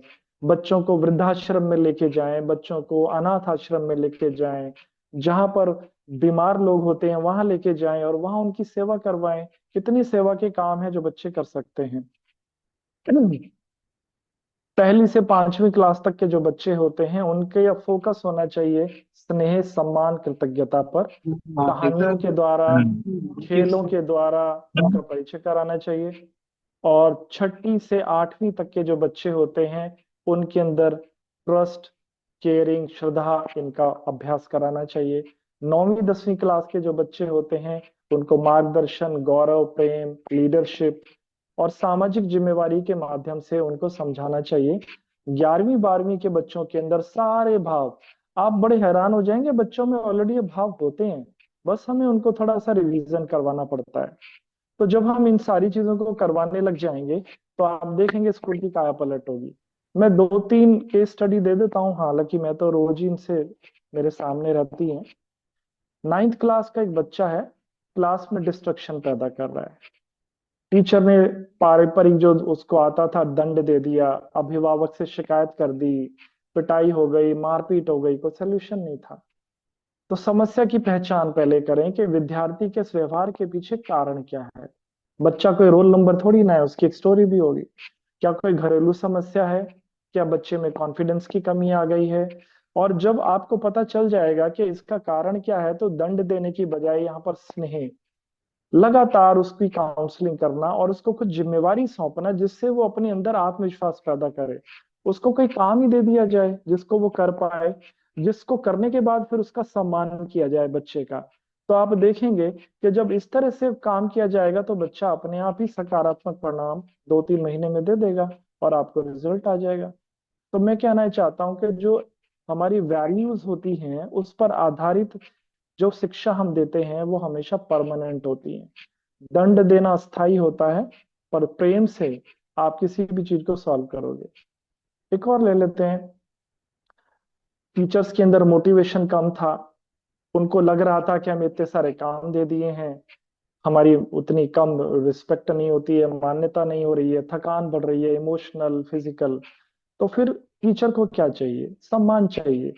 तो जब आप देखते हैं ना 26 जनवरी पे लोगों को कैसे सम्मानित किया जाता है, अवार्ड दिए जाते हैं, तो क्या स्कूल में हर हफ्ते या हर महीने हम अपने टीचर्स को सम्मानित नहीं कर सकते? और उनके अंदर भी ममता की उनको भी जरूरत होती है, उनको भी मार्गदर्शन चाहिए, वो भी चाहते हैं कि कोई उनके प्रति कृतज्ञता महसूस करे। तो प्रिंसिपल, मैनेजमेंट या अभिभावक जब हाथ से लिखकर उनको नोट्स देंगे, प्रशंसा पत्र देंगे, उनके अंदर भी प्रेरणा आ जाएगी। फिर हम देखेंगे कि जो हमारी एक और केस स्टडी है कि ये जो अभिभावक होते हैं उनके साथ हम अपनी रिलेशनशिप कैसे ठीक कर सकते हैं। ये सवाल मुझसे पहले भी किया गया था कि पेरेंट्स के साथ क्या किया जाए। तो अब शुरू में क्या है कि पहले केवल जब प्रॉब्लम होती थी तभी आते थे। केवल पेरेंट्स कब आ रहे हैं? जब उनको बुलाया जा रहा है कि तो आपके बच्चे ने ये कर दिया, या पेरेंट्स को समस्या है तो वो आ जाएंगे। पर क्या वो आपको इसलिए भी आते हैं कि वो ग्रेटिट्यूड फील कर रहे हैं? तो यहाँ पर आप कुछ इस तरह की एक कॉफी मीटिंग, टी पार्टी, कुछ ऐसा करें जहां पर आप स्कूल के बारे में बात ना करें, बच्चों के बारे में बात ना करें, एजुकेशन सिस्टम के बारे में बात ना करें, अनौपचारिक अनऑफिशियल रूप से मिलें, बस हाय हेलो करें कि बोले आपसे मिलना था। तो केवल आप उनको सुने, और जब भी वो स्कूल की, एजुकेशन की या उसकी बात करने लग जाए तो उनको कहीं ये सब पीटीएम में करेंगे। अभी तो हमने आपको समझने और सुनने के लिए बुलाया है। तो आप देखेंगे कि जब आप बगैर किसी वजह से उनसे बात करेंगे तब वो मानेंगे कि ये स्कूल हमारे लिए सोच रहा है, और फिर आप 100% रिजल्ट मिलेंगे आपको। तो अभी हम देखेंगे कि जितनी भी हमारी फीलिंग्स बेस्ड चीजें होती हैं, रोज रोज हम क्या कर सकते हैं। तो जिस स्कूल के अंदर कोई ना कोई एक वैल्यू बेस्ड कहानी सुनाई जाती है, बच्चों को दे दिए जाए, कभी कोई सुनाए कभी कोई सुनाए 5 मिनट के लिए। वीकली बेसिस पे टीचर्स की प्रशंसा हो, किसी बच्चे ने कोई अचीवमेंट प्राप्त की है उसके बारे में बताया जाए। ऐसे ही मंथली बेसिस पर और 3-3 महीने बाद और एनुअल बेसिस पर चीजें होती रहनी चाहिए, जिससे आपस में लोग जुड़े, आपस में लोग अटैच हो जाएं, तो सारी प्रॉब्लम्स ठीक हो जाएंगी। साथ में हमें उसका फीडबैक लेना चाहिए। हमें देखना चाहिए कि जो हमारा ट्रस्ट का लेवल है वो कितना ऊपर उठ रहा है। हमने देखना चाहिए रिस्पेक्ट का लेवल कितना ऊपर है। तो जब हम ट्रस्ट का लेवल ऊपर उठाते हैं तो 80% सुधार होता है। जब हम सम्मान का, हर स्तर पर सम्मान का लेवल उठाएंगे तो 90% इंसान ठीक होते हैं। जब हम रिलेशनशिप पे काम करते हैं तो 75%, और जब हम किसी को संतुष्ट करने का प्रयास करते हैं तो भी 80-85% लोग काम करते हैं। छोटे बच्चे जो होते हैं वो स्टोरीज से बहुत इंप्रूव करते हैं। तो जितनी भी चुनौतियां हैं उनके समाधान निकलते हैं। समय की कमी होगी तो उसका भी सलूशन निकलेगा। किसी चीज को नापने के लिए कि प्रोग्रेस कितनी है तो उसका भी सलूशन निकलेगा। अगर आपस में कोई प्रतिरोध है, कोई कंफ्यूजन है, कोई डिमोटिवेशन है, तो उसका भी सलूशन है। निरंतरता बनाए रखना ये भी एक जरूरी चीज होती है। तो हर ताले की चाबी है, हर बात का समाधान होता है, बट आपको थोड़ा पॉजिटिव रहना होगा। तो जो मैनेजमेंट के लोग हैं, नीति निर्माण, संसाधन, प्रशिक्षण, संचार, निगरानी, ये सब चीजें करते रहना चाहिए। और मैं तो क्या बताऊंगा, इतने बड़े बड़े स्कूल चलते हैं, इतनी बड़ी बड़ी ऑर्गेनाइजेशंस हैं, मैं तो केवल एक दिखाने जैसा ही हूँ, बट ठीक है। एजुकेशन सिस्टम में हूँ, साइकोलॉजिस्ट हूँ, सारे दिन और रात केवल साइकोलॉजी पे ही पढ़ाई करता हूँ। तो एक मानवीय मन को थोड़ा ज्यादा समझ पाता हूँ, उसके सॉल्यूशंस भी निकाल लेता हूँ, तो बस इसीलिए है। तो प्रिंसिपल जो हैं उनके लिए सर बनाना चाहिए उनको कि पहले महीने क्या करेंगे, फिर 3 से 6 क्या करेंगे, फिर 6 से 12 क्या करेंगे। तो जब जब वो उन चीजों को करना शुरू कर देंगे तो रिजल्ट आना शुरू हो जाएगा। रिजल्ट तो आता है, आप करेंगे तब भी, नहीं करेंगे तब भी, पर उसकी दिशा बदल जाएगी। ऊपर जाने के बजाय फिर नीचे की तरफ जाने लग जाएंगे। तो हमें ये देखना होगा कि हमारे जो 9 फीलिंग्स हैं, जो आत्मा के भाव हैं, अगर आप बहुत ध्यान से देखेंगे तो इनकी कमी मनुष्य में होती जा रही है। ना तो खाने की कमी है, ना पैसे की कमी है, बढ़िया बढ़िया कपड़े हैं, साइंस ने इतनी तरक्की कर ली है, बैलगाड़ी से अब हम कहाँ आ गए, सुपर, उसमें सब कुछ शरीर के लिए। शरीर को आज आप, पहले 4-4 दिन में कहीं पहुंचाते थे ट्रेन में बैठ के, अब उसी शरीर को आप 6 घंटे में पहुंचा देते हो। शरीर तो, शरीर के लिए तो दुनिया भर की चीजें हो गई, आत्मा के लिए क्या हो रहा है? आपस में मनमुटाव, लड़ाई झगड़े और ये सब चीजें, कोऑपरेशन गायब है, टीम वर्क खत्म है। हमें इन पे काम करने की ज्यादा जरूरत है। ये हमारी सबसे इम्पोर्टेंट चीज है। जब हम इन चीजों पे काम करेंगे तो ऑफ कोर्स काम होगा। अभिभावक के साथ हमेशा पीटीएम सब करते हैं, उनके किसी पारिवारिक कार्यक्रम में भी जाने का कुछ ऐसा प्लान करना चाहिए। तो जब आप ये सब करते हैं तो इससे भी सारे विकास होते हैं। यही सब मैं कहना चाहता था। तो पीपीटी तो मैं आप सबको दे ही दूंगा। अब मैं, क्योंकि पिछली बार भी मुझे डॉक्टर साहब ने, अजय सर ने कहा था कि हम कुछ सवालों के लिए समय निकालेंगे, और वो जो सवालों के लिए समय है, आधा घंटा है हमारे पास।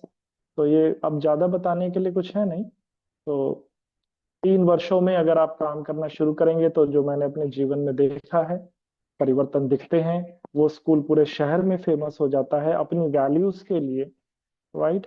और वहाँ पे अभिभावक और सब चीजें बहुत पॉजिटिव वो देते हैं।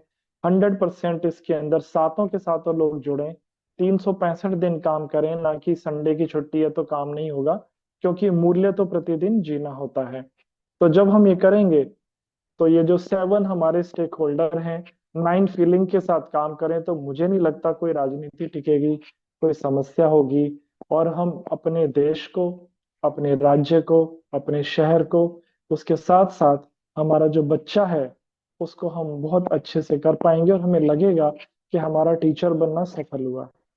धन्यवाद। हाँ, धन्यवाद डॉक्टर साहब। शशांक जी। जी।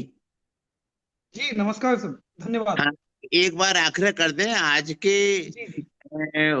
प्रेरक उद्बोधन के संदर्भ में, किन्हीं भी बंधु, आज के ही केवल किन्हीं भी बंधु को कुछ बात करनी हो तो संक्षेप में डॉक्टर साहब से कर सकते हैं, 15 मिनट। और 7:20 पर मानवर हरिशंकर जी हमें आशीर्वाद देंगे, और फिर डॉक्टर राकेश सारस्वत धन्यवाद देंगे। तो मुझे लग रहा है भाई साहब ने अपनी बात में सबसे आग्रह कर दिया है, तो अपना माइक अनम्यूट करके हम लोग वार्तालाप शुरू कर सकते हैं, अपनी कोई जिज्ञासा तो पूछ सकते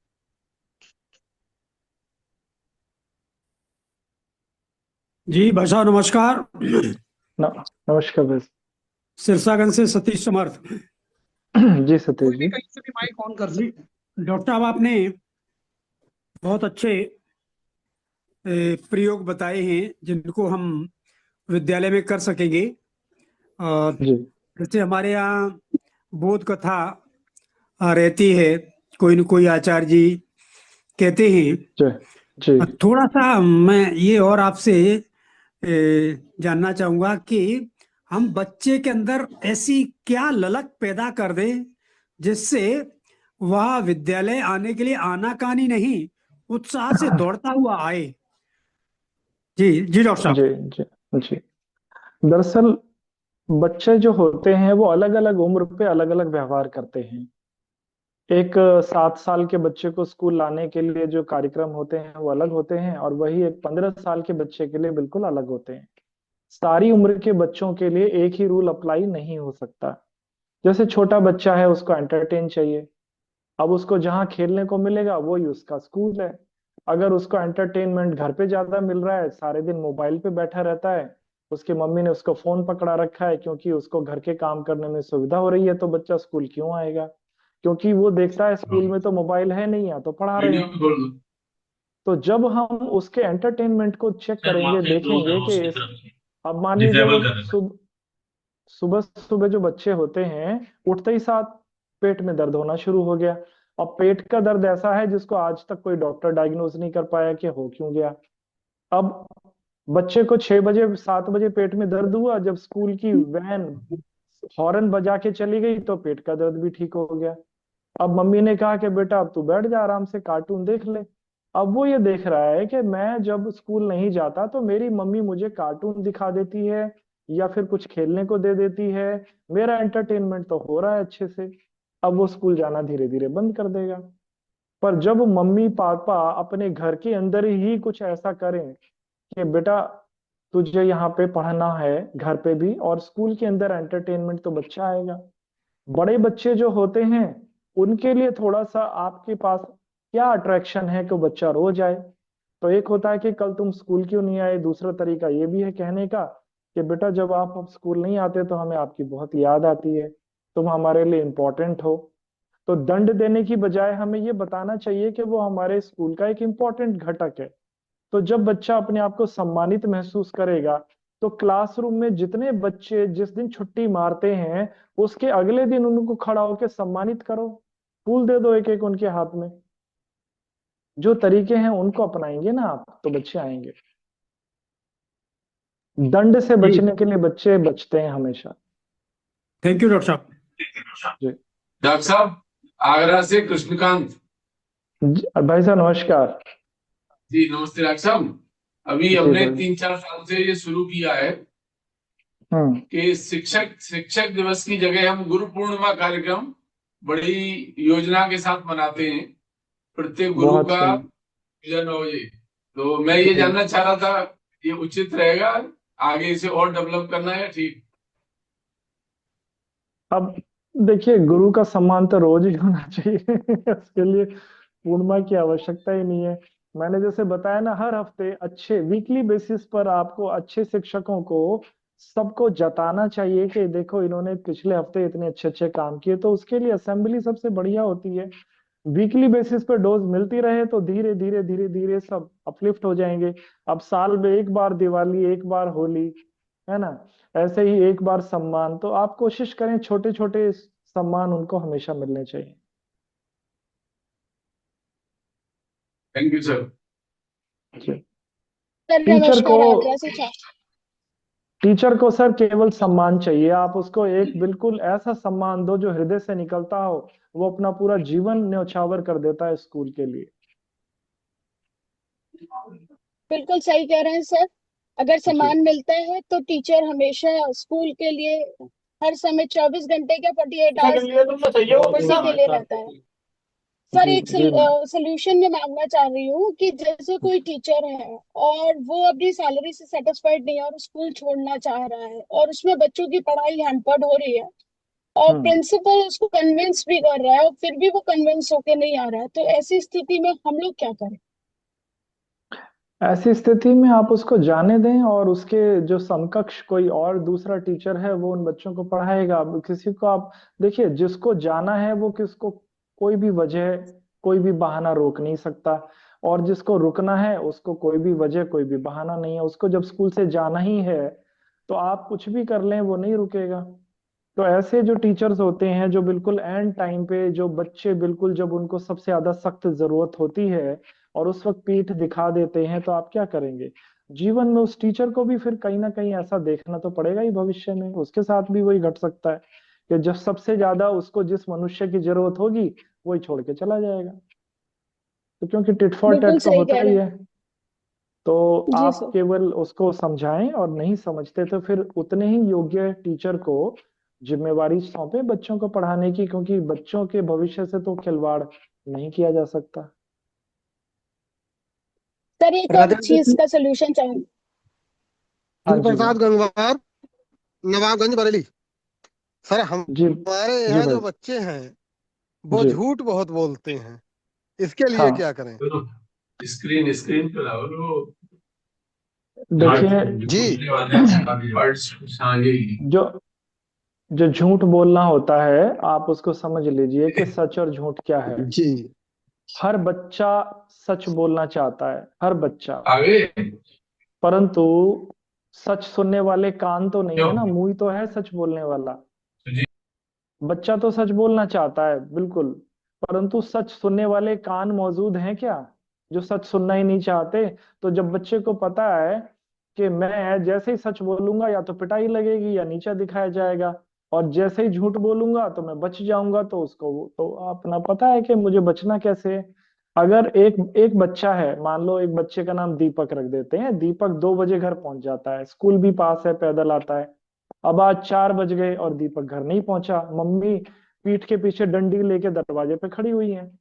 अब जैसे ही दीपक आया, मम्मी ने पूछा कहाँ था 2 घंटे, तो उसने कहा मैं राजू के घर खेल रहा था मम्मी। अब उसने तो सच बता दिया, पर बेचारे की पिटाई हो गई। अब 15 दिन बाद वही दीपक फिर 4 बजे आया। अब मम्मी ने पूछा आज लेट क्यों आया, तो उसने कहा राजू के पापा बहुत अच्छा मैथ पढ़ाते हैं ना मम्मी, तो वो पढ़ाई कर रहा था, तो मम्मी ने उसको गले लगाया, प्यार किया, शाबाश बेटे ऐसे ही पढ़ाई करनी चाहिए, पर वो तो नालायक आज भी खेल के ही आ रहा है। तो उसको समझ में आ गई ना झूठ बोलने से, क्योंकि बच्चे को प्रेम चाहिए, अगर झूठ बोल के मिल रहा है तो वो उसके प्रति चला जाएगा। तो आप बच्चे की सच्चाई को सुनो, दंड देने की बजाय उसका संवाद स्थापित करो, उसकी ठीक चीजों को देखो, तो वो कोई भी झूठ नहीं जी। बोलेगा। अच्छा, राधे राधे भाई मैं साहब, भी मैं हरि पंकज श्रीवास्तव मैं भी कृष्णा धन्यवाद हरि सर। हरि प्रसाद जी, मैं भी आपसे डरूंगा तो झूठ ही बोलूंगा आपसे डर के मारे। नहीं नहीं नहीं सर, सर मैं तो विद्यालय में बच्चों से ये जी भी कहता हूँ सर, है कि हाँ। आप काम करके लाइए और गलत लाइए, मैं आपसे कुछ नहीं कहूंगा, करके लाइए। जब भरोसा स्थापित दीपेश कर लेंगे ना तो बच्चे मान जाएंगे। हाँ जी बताइए। भाई साहब, जी दीपेश भाई साहब, श्रीवास्तव दीपेश जी, मथुरा से भाई साहब। अन्य लोग अन्य लोग mike Deepesh please mike mute रखेंगे तो बात एक सब तक पहुंचेगी। दीपेश जी। एक समस्या भाई साहब ये आती है कि मैं वैसे पीटीएम रखता हूँ, पर डे मेरी किसी न किसी एक सेक्शन से रहती है, तो जिन जी बच्चों की फीस नहीं आती है, बाद में जब उनसे फीस की डिमांड हम लोग करते हैं तो गार्जियन फिर समस्या लेके आता है, सर आपके यहाँ पढ़ाई कमजोर है, बच्चा रेगुलर नहीं आता, उसको ठीक से प्रॉपर चीज, तो ये कैसे दूर हो, ये कुछ समझ में नहीं आता। जब जब फीस मांगी जाती है तभी शिकायतें आती हैं। तो देखिए, फीस बच्चे से मांगेंगे तो बच्चा अब किस तरीके से बताएगा पेरेंट्स को, ये तो बच्चे पे डिपेंड करता है। तो बच्चे के पास तो बच्चे से बच्चा नहीं तो मांगी पैसे जाती, कमाता गार्जियन को नहीं मैसेज भेजते हैं सर, बच्चे इस से तो मामले बोलते में ही तो नहीं हम लोग। देखिए, फीस के रिलेटेड तो मैं आपको कोई सलाह नहीं दे पाऊंगा कि फीस निकलवाने के लिए क्या करना चाहिए। अभी तक मैंने इस विषय पे शोध नहीं किया, आपको सच बताऊं। ठीक है, तो ये फाइनेंस का मुद्दा तो ऐसा ही है, बैंक वाले भी पैसे नहीं निकल पाते हैं लोन के, तो आपको पता ही है कैसे कैसे वो तरीके अपनाते हैं। और टीचर और स्कूल तो ऐसा कर नहीं सकते, क्योंकि पढ़ाना तो उनको बच्चों को ही है। तो आपको समझना पड़ेगा कि वो फीस ना देने के पीछे कहीं उसकी मजबूरी तो नहीं है, गरीब तो नहीं है। तो जब आप उसकी माली हालत पहले चेक करवा लें किसी अभिभावक की, और जैसे आपको एक एग्जांपल दे देता हूँ, मान लीजिए मैं किसी संस्था में नौकरी करने गया और मैंने एक लड़के को बुला के कहा मेरी गाड़ी साफ कर दो। उसने कहा सर मैं नहीं करूंगा, मना कर दिया। अब उसके मना करने के पीछे मुझे ये देखना है कि ये मना कर क्यों रहा है। तो पहले मैं ये देखूंगा कि क्या ऐसा तो नहीं है कि उसको गाड़ी साफ करनी आती ही ना हो, और मेरी गाड़ी बहुत महंगी हो पर उसको ये बताना ही नहीं आ रहा कि साहब आपकी गाड़ी तो बहुत महंगी है, मैं साफ करूंगा तो खराब ना हो जाए। तो वो सीधा सीधा, तो वहां पर उसकी कम्युनिकेशन प्रॉब्लम है, सही अपनी मन की बात को बता नहीं पा रहा। हो सकता है ये उसका काम ही ना हो गाड़ी साफ करना, और मैं गलत आदमी को बोल रहा हूँ, तो फिर मुझे अपने अंदर सुधार लाना पड़ेगा। ये भी हो सकता है ये गाड़ी साफ करने का काम उसी का है और उसको साफ करनी आती भी है, पर मना कर रहा है। अब ये एटीट्यूड की प्रॉब्लम है। तो एटीट्यूड पे काम करने के लिए फिर अलग तरह की ट्रेनिंग होती है। तो जब भी कोई व्यक्ति किसी चीज के लिए मना करता है तो मना करने के कारण जानने पड़ते हैं। धन का अभाव है, ऐसा तो नहीं है, सम्मान तो बरकरार कर रहा है परंतु दे नहीं पा रहा, तो वो जब कारण जांचेंगे तो एग्जैक्ट कारण आप पकड़ लीजिए। जी पैसे जी। भी हैं, अमीर भी है, शिकायत कर रहा है, तो फिर आप ये देखेंगे कि अब क्या वास्तव में ऐसा तो नहीं है सच बोल रहा हूँ, विद्यालय में ही कमी हो, आलोचना आप सुनना ही ना चाहते हो, तो अब निकलेगा समाधान जाके। Thank you sir, thank you so much. एक अंतिम प्रश्न और लेंगे, उसके बाद अपने संगठन मंत्री जी से आग्रह रहेगा। सर जय अंतिम श्री प्रश्न। कृष्ण। सर मैं जय श्री कृष्ण जतीपा से बोल रहा हूँ, लक्ष्मण कौशिक। जी कौशिक जी बताइए। सर जैसे आपने बहुत अच्छा वक्तव्य दिया और मैं इससे पूरी तरीके से सहमत हूँ और इम्प्लीमेंट भी करना चाहता हूँ अपने विद्यालय में। लेकिन जी थोड़ा सा इसको इम्प्लीमेंट जो करना होगा सर, वो टीचर्स को, हमारे आचार्य जी को करना होगा। तो उसके लिए ये आपका एक बड़ा ही जो आपकी लैंग्वेज है भाषा शैली बहुत अच्छी है, और मैं चाहता हूँ कि सभी टीचर्स को मैं सुनाऊँ प्रॉपरली। अपने यहाँ डिबेट टाइप का रखे, सभी टीचर्स को सुनाना बहुत जरूरी है, क्योंकि हमसे ज्यादा टीचर्स हमको फेस करते हैं बच्चों को। तो इसलिए मैं चाहता हूँ कि आप अपना ये वीडियो इस तरीके से ये आपने जो बनाया हुआ हो, तो हमें प्लीज आप सवाल क्या हुआ प्रोवाइड कौशिक कराएं। जी? आपकी बात में क्या है, आपका पूछना जो चाहते हैं आप? मैं सर ये चाहता हूँ जैसे जो आपने अभी अपना जो भाषा सर शैली में ये आपने सवाल बनाया हमारे इस पर आया, हम हल कर देंगे। ये हाँ शेयर हो जाएगा जी कल, जी ये पिछला भी शेयर हुआ था, ये भी शेयर हो जाएगा। जी जी जी, तो बस यही है कि हम अपने टीचर्स को, आचार्यगण को भी ठीक है, बताएं ताकि बहुत ठीक है, अच्छी ठीक हाँ है, शुभकामनाएं बिल्कुल दी ठीक है, बिल्कुल जाए। हो जाएगा। मुझे लग रहा है एक प्रश्न 2 मिनट है तो एक प्रश्न और ले सकते ले हाँ लीजिए। मैं हैं। दद्दन सिंह, रेलवे रोड एटा से। जी क्या डॉक्टर जी साहब जी मुझे सर। सुन पा रहे हैं? हाँ जी मैं सुन पा रहा हूँ, हाँ बताइए। आवाज बोलिए। डॉक्टर साहब को बहुत बहुत नमस्कार। बहुत सारा नमस्कार। ज्ञान मिला, 22 तारीख को भी मिला, आज भी मिला। इसमें जो भी रोल वाली बात की आपने बहुत अच्छा किया। इसमें पेरेंट्स का भी सहभागिता आपने दिखलाई है। इन सब चीजों पर हम प्रश्न लोग तो प्रश्न काम करेंगे। लेकिन एक मन में एक प्रश्न आ रहा था कि सभी बच्चे जी एक समान नहीं होते, सभी टीचर बिल्कुल। एक जैसे नहीं पढ़ा पाते। कुछ जी टीचर के अंदर ये रहता है कि एक मतलब एजुकेशन से नहीं, एक लगन से ही शिक्षा आ पाती है क्लास में, एक लगन से ही जी टीचिंग देती है। तो जी उनके लगन को, और जैसे आपने कुछ बताया है, लेकिन एक पर्सनली अगर उनके अंदर एक लगन लाने का प्रयास किया जाए कि शिक्षक जो है ये समझे कि उसका केवल शिक्षा देना ही उसका कार्य है, क्योंकि उसके अंदर योग्यता होने से नहीं पढ़ाएगा, वो ये लगन से पढ़ाएगा, तो उसको किन बिल्कुल। शब्दों से और नवाजा जाए?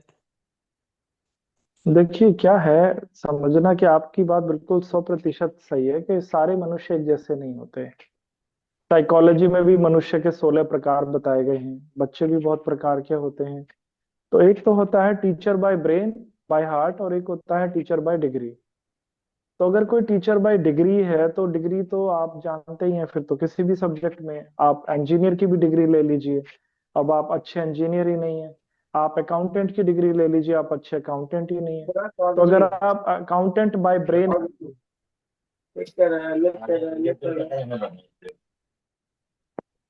हेलो, हाँ तो सर, मैं जब सुन आप, पा रहा हूँ। हाँ तो जब आप अकाउंटेंट बाय ब्रेन हैं तो आप 6 घंटे के काम को 1 घंटे में कर देंगे, लगन भी रहेगी।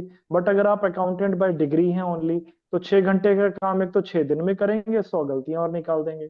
तो हमें इस समस्या से तो जूझना ही पड़ता है कि अध्यापक के लिए केवल उसकी जो क्वालिफिकेशन है वो ही केवल काम नहीं आती है, उसके साथ उसमें पढ़ाने की योग्यता, उसकी स्किल, क्या वो सचमुच में एक टीचर का रोल प्ले कर पा रहा है। क्योंकि मेरा पर्सनली ये मानना है, सब चीजों की नौकरी होती है, टीचर की कोई नौकरी नहीं होती, क्योंकि वो गुरु के पद पर है।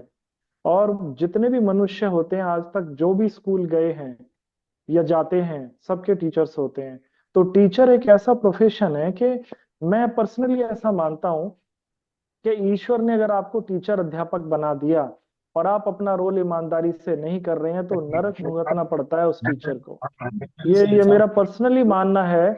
उस टीचर को ईश्वर भी क्षमा नहीं करता जो अपना रोल अच्छे से अदा नहीं करता, क्योंकि हजारों बच्चों का भविष्य उसने पूरे जीवन में निर्माण किया होता है। कि वो चाहे तो वो कुछ भी कर सकता है। केवल बात सैलरी की नहीं है, बात क्वालिफिकेशन की नहीं है।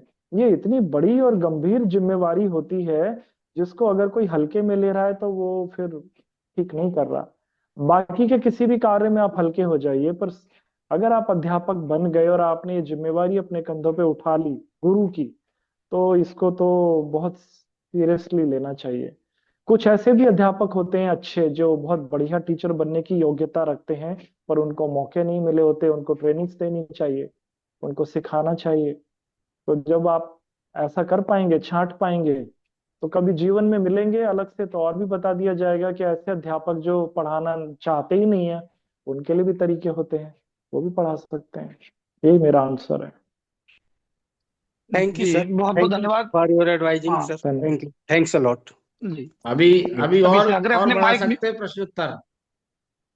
माइक अपना प्लीज सब लोग म्यूट रखेंगे। मैं अब इस समय आग्रह करूंगा अरे अपने, शशांक जी मेरा निवेदन है, थोड़ा और चर्चा होने दो। मेरा विषय कोई ऐसा महत्वपूर्ण नहीं है, ये महत्वपूर्ण विषय चल रहे हैं। ठीक है जी शशांक जी जी। जी ठीक है, ठीक है, ठीक है भाई साहब की जिज्ञासा अनुमति है। और जी जी हाँ, और जिज्ञासाएं जो है वो कर सकते हैं। आदरणीय संगठन मंत्री जी के आग्रह से हम लोग आगे बढ़ रहे हैं। जी भाई साहब, मैं विनोद बोल रहा हूँ फतेहगंज पूर्वी बरेली से। जी विनोद जी बताइए। जी भाई साहब, मेरे यहाँ एक प्रॉब्लम ये आती है कि मेरा जो क्षेत्र है वो ज्यादातर ग्रामीण क्षेत्र है। जी। प्रयास किया कि पेरेंट्स भी अच्छे से आ जाते हैं, बट हम्म। पेरेंट्स अपने बच्चों को पढ़ाना नहीं चाहते हैं। शाम के समय मैंने बार बार प्रेरित किया कि भाई साहब थोड़ा सा उन्हें समय दीजिए, पढ़ाइए। भाई साहब मेरे पास समय नहीं है, गाय रखानी पड़ती है, खेती का काम करना पड़ता है, तो बच्चे घर पर कैसे पढ़ें, ये थोड़ी सी भाई साहब समस्या आती मेरे सामने। देखिए, जब तक आप जो एजुकेशन है उसका उद्देश्य नहीं बता पाएंगे, किसी को भी उसकी इम्पोर्टेंस नहीं बता पाएंगे, कोई भी इंटरेस्ट नहीं लेगा। उसको जी ये भाई नहीं साहब। समझ में आ रहा है कि ये जो शिक्षा है ये मेरे काम क्या आएगी। जैसे फॉर एन एग्जाम्पल, एक आतंकवादी को लेते हैं और एक फौजी को लेते हैं। अब जी दोनों की तुलना कीजिए आप। देखिए, आतंकवादी भी मरने से नहीं डरता, फौजी भी नहीं डरता। दोनों ही शार्प शूटर हैं, है ना। जी बिल्कुल। दोनों को वेपन चलाना आता है, दोनों को हत्या करने में कोई संकोच नहीं है। जी भाई साहब। परंतु जो शिक्षा होती है, अगर ना मिले तो आदमी आतंकवादी बन सकता है, पर एक व्यक्ति ने शिक्षा ले ली तो वो सारे काम वही कर रहा है, बट उसको फिर परमवीर चक्र, महावीर चक्र से सम्मान करते हैं। जी तो जब किसी व्यक्ति को शिक्षा मिलती है तो उसकी दिशा दिशा बदल जाती है। तो जब हम उसको ये बता पाए, जो किसान है या कोई भी है, बता पाए कि आप में और आपके बच्चे में जब शिक्षा मिलेगी तो ये जो गाय भैंस रखाने का काम है, जी इसको भाई साहब। इसी काम को करेगा, बट और अच्छे तरीके से कर पाएगा। मान लीजिए जी एक बच्चा वेटनरी कॉलेज में एक वेटनरी डॉक्टर बन जाए पढ़ाई लिखाई करके, तो वो तो पूरे गांव की गाय भैंस ठीक कर लेगा। बिल्कुल। ठीक है ना। किसान से जी तो हजार गुना जान पाएगा ना वो। अगर जी बिल्कुल। एक बच्चा अगर एग्रीकल्चर साइंटिस्ट बन जाए तो वो पूरे गांव की खेती बाड़ी को कहाँ से कहाँ पहुंचा देगा। तो बिल्कुल भाई हम साहब। उसको हम ये बताने की कोशिश कर रहे हैं कि शिक्षा दिलवा के आपके बच्चे को हम आपके गांव से अलग नहीं कर रहे, आपके धंधे या व्यवसाय से अलग नहीं कर रहे, परंतु हम आपके बच्चे को हीरा बना के लौटेंगे। आप हमें अगर जी कोयला भी दे दोगे तो हम टीचर हैं, हम तो उसको हीरा बना देंगे। बिल्कुल। जब जाकर वो ये देख पाएगा कि मेरा बच्चा मेरा ही नहीं पूरे गांव का भला कर देगा, तब वो पढ़ाना चाहेंगे। जी उसका ठीक है। मूल्य क्या मिलेगा समय लगा के, क्योंकि जी वो बार बार कह रहा है समय नहीं है, समय नहीं है। तो आप जी बताओगे जी ना जी जी कि बिल्कुल भाई साहब, सही बात है। हाँ, आप एक बताओगे, एक तो टाइम को क्या करेंगे वेस्ट, और एक करेंगे इन्वेस्ट। धन जी जैसे होता है ना, धन को जी इन्वेस्ट करेंगे तो बदले में कई गुना अच्छा बदले में मिलेगा। मिलेगा। जी जी थैंक यू भाई साहब। जी कोई और प्रश्न? जी भाई साहब, मैं जयप्रकाश बंसीवाड़ा मैनपुरी से। जी जयप्रकाश जी, बताइए। जी जी भाई साहब, मेरा एक प्रश्न है। हाँ मेरा एक जी। प्रश्न ये है कि अधिकांश गार्जियन या हम लोग शिक्षक भी, सभी लोग, अ, जो भी है, सब लोग एक ही एकेडमिक को ज्यादा वरीयता देते हैं। जैसे कि हाँ मैंने हमारे विद्यालय में अधिकांश होता है कि वार्षिक पुरस्कार वितरण कार्यक्रम कराए जाते हैं।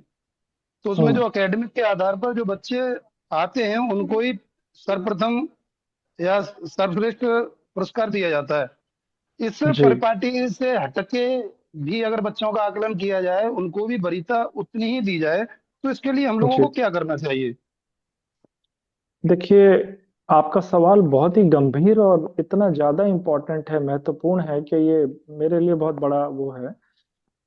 मान लीजिए कोई बच्चा फर्स्ट आ गया, अब उसको आपने मेडल उसके गले में पहना दिया, तो मेहनत तो बाकी के बच्चे भी कर रहे हैं, तो जो फर्स्ट ही नहीं आए।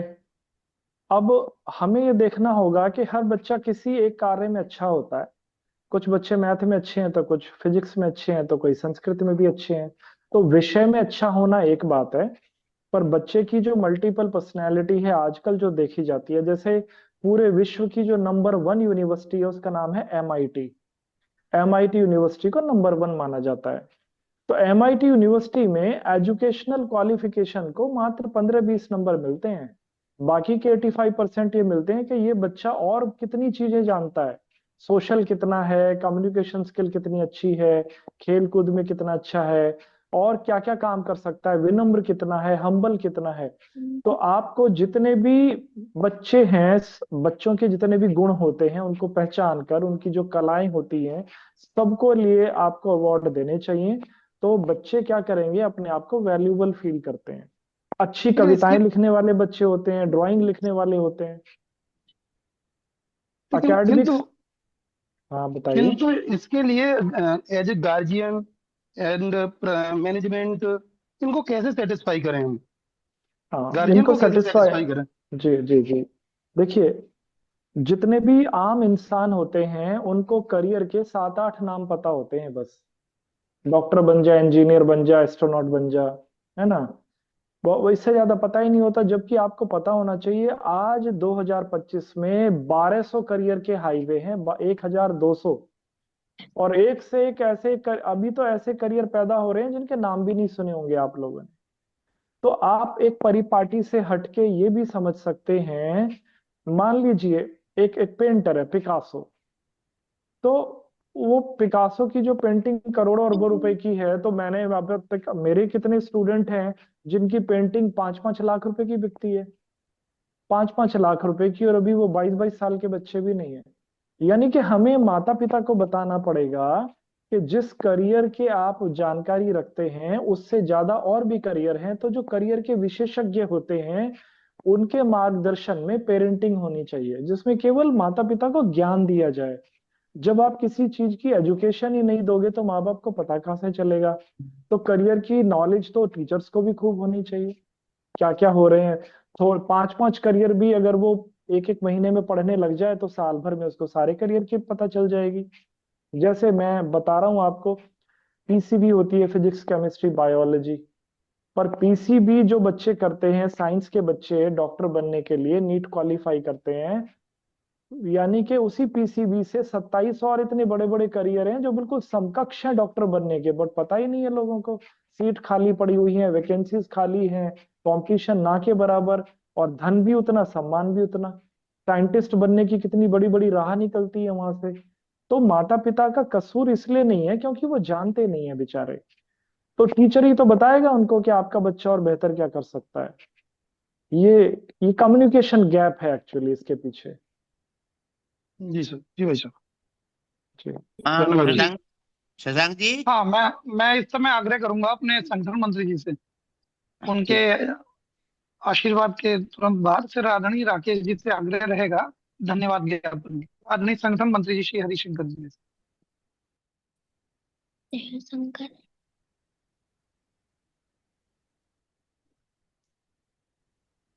सभी को नमस्कार। मेरी आवाज आ रही है? जी आ रही है भाई साहब, आ रही है, आ रही है।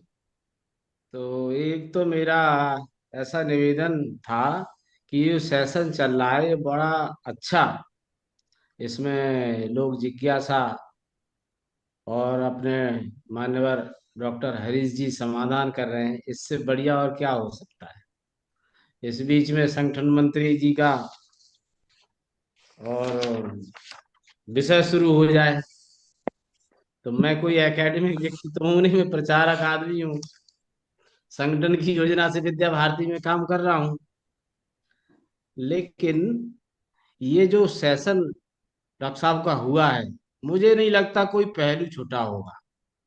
अगर हमने ठीक से योजना अपने विद्यालय स्तर पर बनाई तो मैं समझता हूं कि आपकी प्रगति को कोई दुनिया में रोक नहीं सकता, ऐसा मेरा दृढ़ विश्वास है। तो एक तो मैं पहले सत्र जो हुआ था 22 तारीख को, मैं बाहर था, एक प्रचारकों की कार्यशाला विद्या भारती में जो काम करते हैं ऐसे सब प्रचारकों की कार्यशाला केरल में थी, उसमें बाहर था इसलिए। तो एक तो मैं ये जो सेशन सुना है मैंने पूरा शुरू से लेके अंत तक, इसमें कोई विषय छुटा नहीं, और कोई बिंदु ऐसा कोई कहे कि मेरी समझ में नहीं आया तो मैं भी थोड़ा सा क्या है एक वो करूंगा कि भाई इतने सरल सहज और शब्दावली में भाई साहब ने जो विषय रखा है सबकी समझ में आ गया हूँ।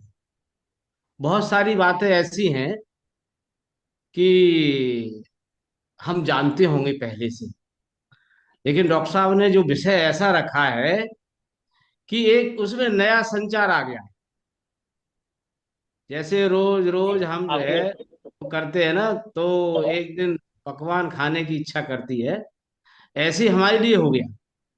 तो हम विद्यालय स्तर पर जो डॉक्टर साहब ने विषय रखा है, विद्यालय स्तर पर कितनी स्मूथली योजना बना सकते हैं।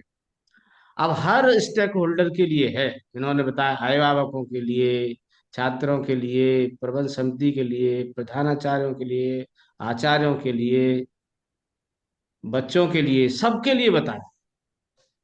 ये सेशन जो है इतना ही पर्याप्त नहीं मुझे लगता है, और सेशन होना चाहिए। तो ये योजना करते समय मैंने डॉक्टर साहब को थोड़ा सा निवेदन किया था अपने डॉक्टर अजय जी भाई साहब को। तो मैंने कि एक बार जो है डॉक्टर साहब का समय लीजिए भाई साहब, कहाँ है वो आजकल, थोड़ा सा बहुत दिनों से भेंट वार्ता भी नहीं हुई, तो इस बहाने भेंट वार्ता भी हो जाएगी, और हमारे विद्या भारती के हमारे जो संस्थान में काम करने वाले जो स्टेक होल्डर हैं, चाहे हमारे प्रधानाचार्य जी हैं, प्रबंध समिति के, एक बार उनका हो जाए विषय तो बहुत अच्छा रहेगा। और उसी को ध्यान में रखते हुए डॉक्टर साहब ने विषय रखा, डॉक्टर साहब ने, और मैं उनको धन्यवाद देना चाहूंगा। ये बात मेरे लिए बहुत छोटी हो जाएगी, उनके लिए बहुत छोटी हो जाएगी कि धन्यवाद क्या कहूँ, मैं शब्द नहीं है मेरे पास में। मैं उनका हृदय से आभार व्यक्त करता हूँ।